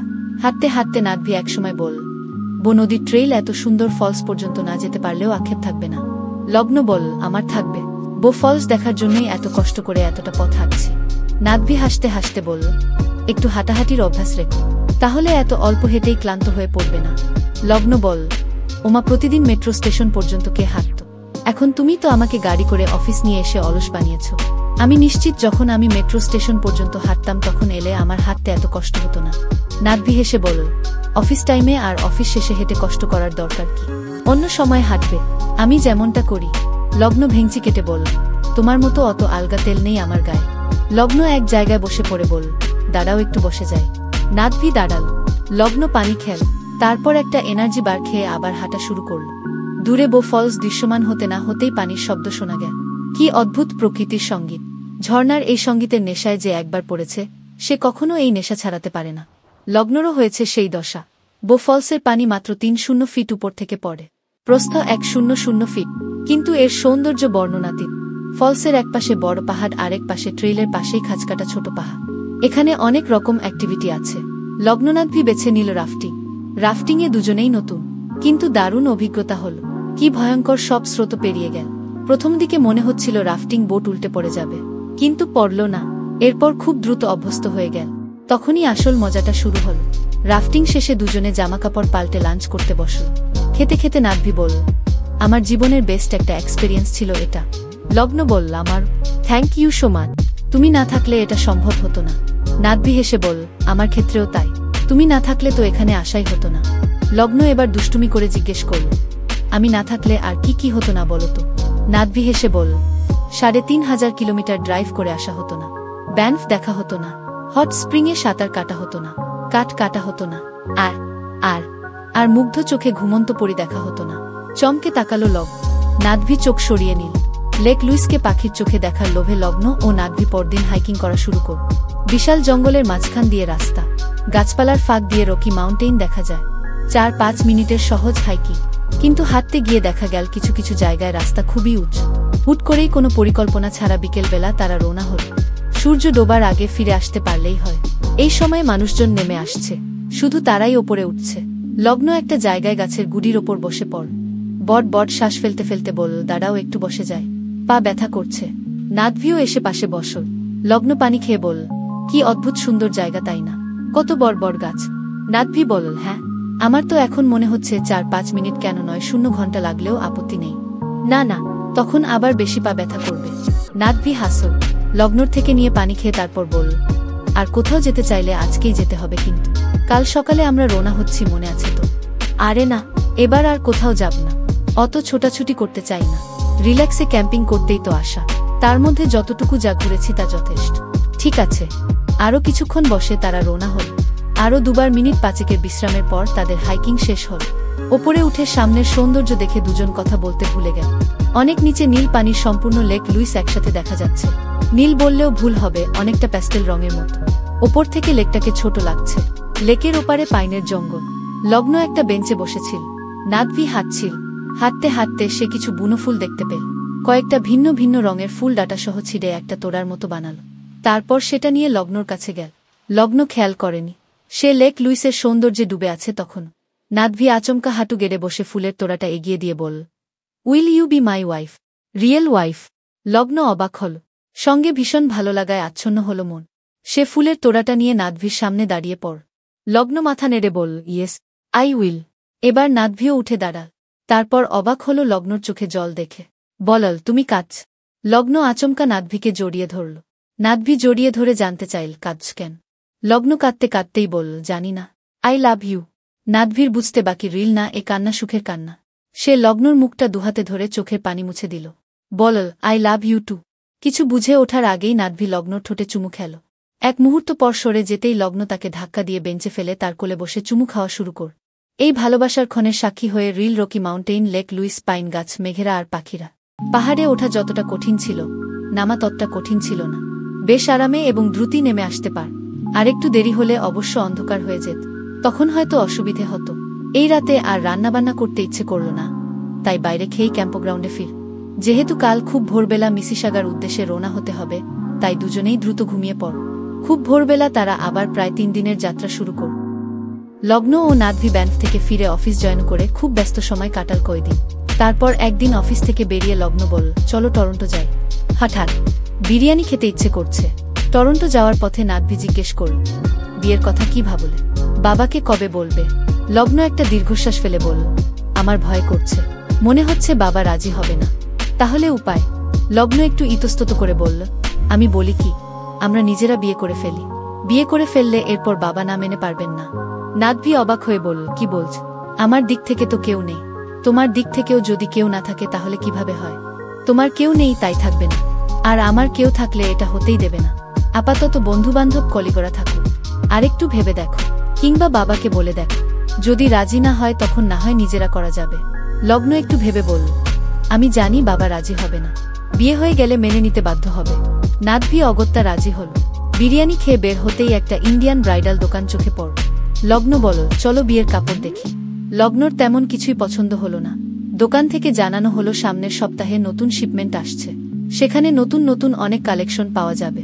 পরের সপ্তাহে এসে লগ্ন সত্যি সত্যি বিয়ের জন্য একটা লেহেঙ্গা পছন্দ করে ফেল। নাদভি সেটা কিনে দিল। লগ্ন আবার নাদভির জন্য একটা শেরওয়ানি কিন। নাদভি লগ্নকে বাসায় নামিয়ে দিতে এলে লগ্ন বলল, ভেতরে এসো। নাদভি হেসে বলল, না, এখন আসব না, সাহস বেড়ে গেছে অনেক। লগ্ন দুষ্ট হেসে বলল, আচ্ছা তাই নাকি, এসো তো দেখি কতটা সাহস বেড়েছে। নাদভি হেসে বলল, তুমি কিন্তু আমাকে উস্কাচ্ছ তো? নাদভি আবারও হেসে বলল, না কিছু না। লগ্ন নাদভির কাছে এসে বলল, তোমাকে ছাড়া আর একটি দিনও থাকতে পারছি না। নাদভি লগ্নর কানের পাশ থেকে চুল সরিয়ে বলল, এই তো, আর মাত্র কটা দিন, আলোর গতিতে কেটে যাক এই কটা দিন। যাক, বিয়ের পর দুজনে নতুন একটি অ্যাপার্টমেন্টে উঠতে চায়, সেই জন্যই বাসা দেখছিল। এক এক বাসায় একটা জিনিস পছন্দ হয় তো আরেকটা হয় না। অনেক খুঁজে একদম নিজেদের পছন্দমতো একটি বাসা অবশ্য পেয়ে গেল। অ্যাডভান্স করে বাসাটা ফাইনাল করে ফেল। বাসা ঠিক করার পরেই বিয়ের দিন তারিখ ঠিক করে কার্ড ছাপানো হল। তারপর অফিস কলিগদের দাওয়াত দিতেই অফিসে একটা সাড়া পড়ে গেল। কেউ কেউ বলতে লাগল তারা আগেই বুঝতে পেরেছিল দুজনের মধ্যে কিছু একটা চলছে। কেউ কেউ বলল দুজনেই জিতেছে। মোট কথা অফিসের দুই প্রিয় মুখ বিয়ে করতে চলেছে, এতে সবাই ভীষণ আনন্দিত। ভেন্যু নির্ধারণ থেকে শুরু করে ফটোগ্রাফার ঠিক করা, নিজেদের বিয়ের সব আয়োজন নিজেরাই করতে লাগল। কিছু কাজে অবশ্য বন্ধুবান্ধবদের সাহায্য পেল। আজ সেই শুভ দিন, লগ্ননাদভির বিয়ে। বন্ধুবান্ধব কলিগদের নিয়ে বেশ ধুমধাম করেই বিয়ে হচ্ছে। একটা জায়গাতেই মনটা একটু খারাপ যে দুজনের পরিবারের কেউ নেই। লগ্ন যখন ভেন্যুতে প্রবেশ করল তখন তাকে বধূবেশে দেখে দ্বিতীয়বার নাদভির মাথা ঘুরে গেল। তবে আজ প্রথমবারের মতো কোনো দুশ্চিন্তা নেই, অপরাধ বোধ নেই, নেই হারানোর ভয়। আজ একান্তভাবে লগ্নকে পাওয়ার দিন। লগ্ন কাছাকাছি আসতেই বলল, অসম্ভব সুন্দর লাগছে। লগ্ন হেসে বলল, প্রথম বিয়ের চেয়েও বেশি। নাদভি হো হো করে হেসে ফেল। বিয়ের জন্য একটা জনপ্রিয় লেকের ধারে ইসলামিক রীতিতে তাদের বিয়ে পড়ানো হল। রেজিস্ট্রিও হল, তারপর ফটো সেশন। আউটডোরে ছবিগুলো এত সুন্দর এলো। লগ্ন এক একটা ছবি দেখে আর ফটোগ্রাফারকে 100 বার ধন্যবাদ দে। অতিথিদের খাওয়া দাওয়ার আয়োজনও ছিল বাংলা রীতিতে। বিদেশি বন্ধুবান্ধবরা এসব খাবার খেয়ে মুখ, তারা কখনোই কোনো বিয়েতে এত দারুণ খাবার খায়নি। বিয়ের আনুষ্ঠানিকতা শেষ হলে লগ্ননাদভি তাদের নতুন বাসায় উঠল। কদিন আগেই বাসার চাবি হাতে পেয়ে এসে বাসা গুছিয়ে রেখে গিয়েছিল। যেহেতু বিয়ে বাবদ দুজনের অনেক খরচ হলো, তাই খুব বেশি নতুন ফার্নিচার কেনেনি তারা। লগ্ন ফার্নিশড অ্যাপার্টমেন্টে থাকত বিধায় তার তেমন ফার্নিচার নেই। নাদভির ফার্নিচারগুলো নিজের ছিল, সেগুলো দিয়েই নতুন বাসা গুছিয়েছে দুজন মিলে। ভেন্যু থেকে ফিরে বাসায় ঢুকে দুজন দুজনকে কতক্ষণ জড়িয়ে ধরেছিল তার হিসেব নেই। নাদভি বলল, আজকে আমি পৃথিবীর সবচেয়ে সুখী মানুষ। কখনো স্বপ্নেও ভাবিনি তোমাকে নিজের করে পা, অথচ পেলাম। লগ্ন নাদভির বাহুডোরে থেকেই বলল, আমিও আজ খুব খুশি। এবার নাদভি লগ্নর মুখটা তুলে ধরে বলল, আচ্ছা এবার যাও তো ফ্রেশ হও। এ তো মেকআপের মধ্যে কোথায় যে একটু চুমু খাব বুঝতে পারছি না। লগ্ন হো হো করে হেসে দিল। তারপর কাপড় বদলে মেকআপ তুলতে বসল। মেকআপ তুলে গেল গোসল করতে। এর মাঝে নাদভি কাপড়টা বদলে ফেল। তারপর নিজের আর লগ্নর বিয়ের কাপড়গুলো গুছিয়ে রাখছিল। ঠিক তখনই লগ্নর ডাক শুনতে পেল। নাদভি শোনো। নাদভি তাকাতেই দেখে লগ্ন একটা তোয়ালে পেঁচিয়ে বাথরুমের দরজার আড়ালে মুখ কালো করে দাঁড়িয়ে আছে। তার শরীরের অর্ধেকটা দেখা যাচ্ছে। লগ্নকে এভাবে দেখে তার শিরদাঁড়া বেয়ে একটা শীতল স্রোত বয়ে গেল। এগিয়ে গিয়ে দরজা ঠেলে ভেতরে ঢুকতেই লগ্ন বলল, আরে তুমি কোথায় আসছ? নাদভি লগ্নকে বুকে টেনে নিয়ে বলল, তুমি তো ডাকলে। তারপর দেওয়ালে ঠেকিয়ে তার উন্মুক্ত ঘাড়ে চুমু খেতে লাগল। লগ্ন বলল, আরে আমি একটা সমস্যার কথা বলতে ডেকেছি। নাদভি সরে গিয়ে বলল, কি সমস্যা হয়েছে? লগ্ন একটু ইতস্তত করে বলল, পিরিয়ড। আজকে ডেট ছিল না, হঠাৎ করে হয়ে গেছে।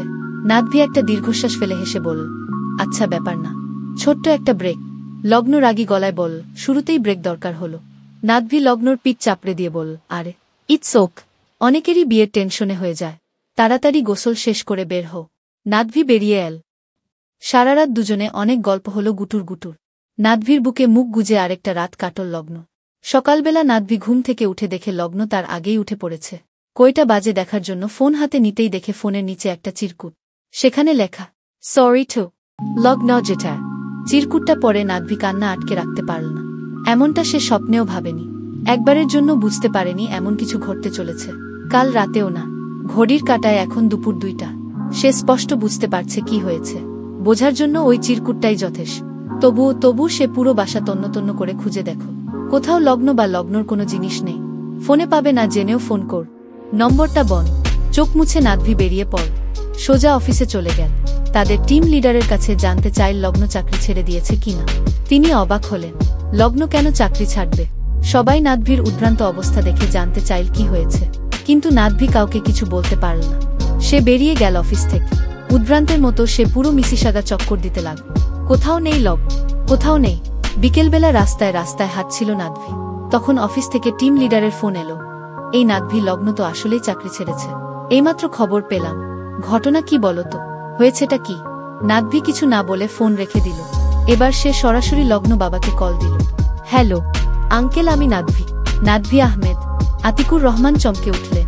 এরপর কড়া গলায় জিজ্ঞেস করলেন, আমাকে কেন ফোন করেছে? আঙ্কেল প্লিজ আমাকে সাহায্য করুন। আপনি ছাড়া এখন আর কেউ আমাকে সাহায্য করতে পারবে না। আতিকুর রহমান রেগে গেলেন। তোমার কি লজ্জা নেই? আমি কেন তোমাকে সাহায্য করব? কারণ গতকাল আপনার মেয়ে আমাকে বিয়ে করেছে। সত্যিকারের বিয়ে। আজ সকালে সে উধা, ঠিক যেমনটা আমি করেছিলাম তার সাথে। কিন্তু আঙ্কেল, এবারের বিয়েটা তো সত্যিকারের বিয়ে ছিল। তুমি মিথ্যে বলছ।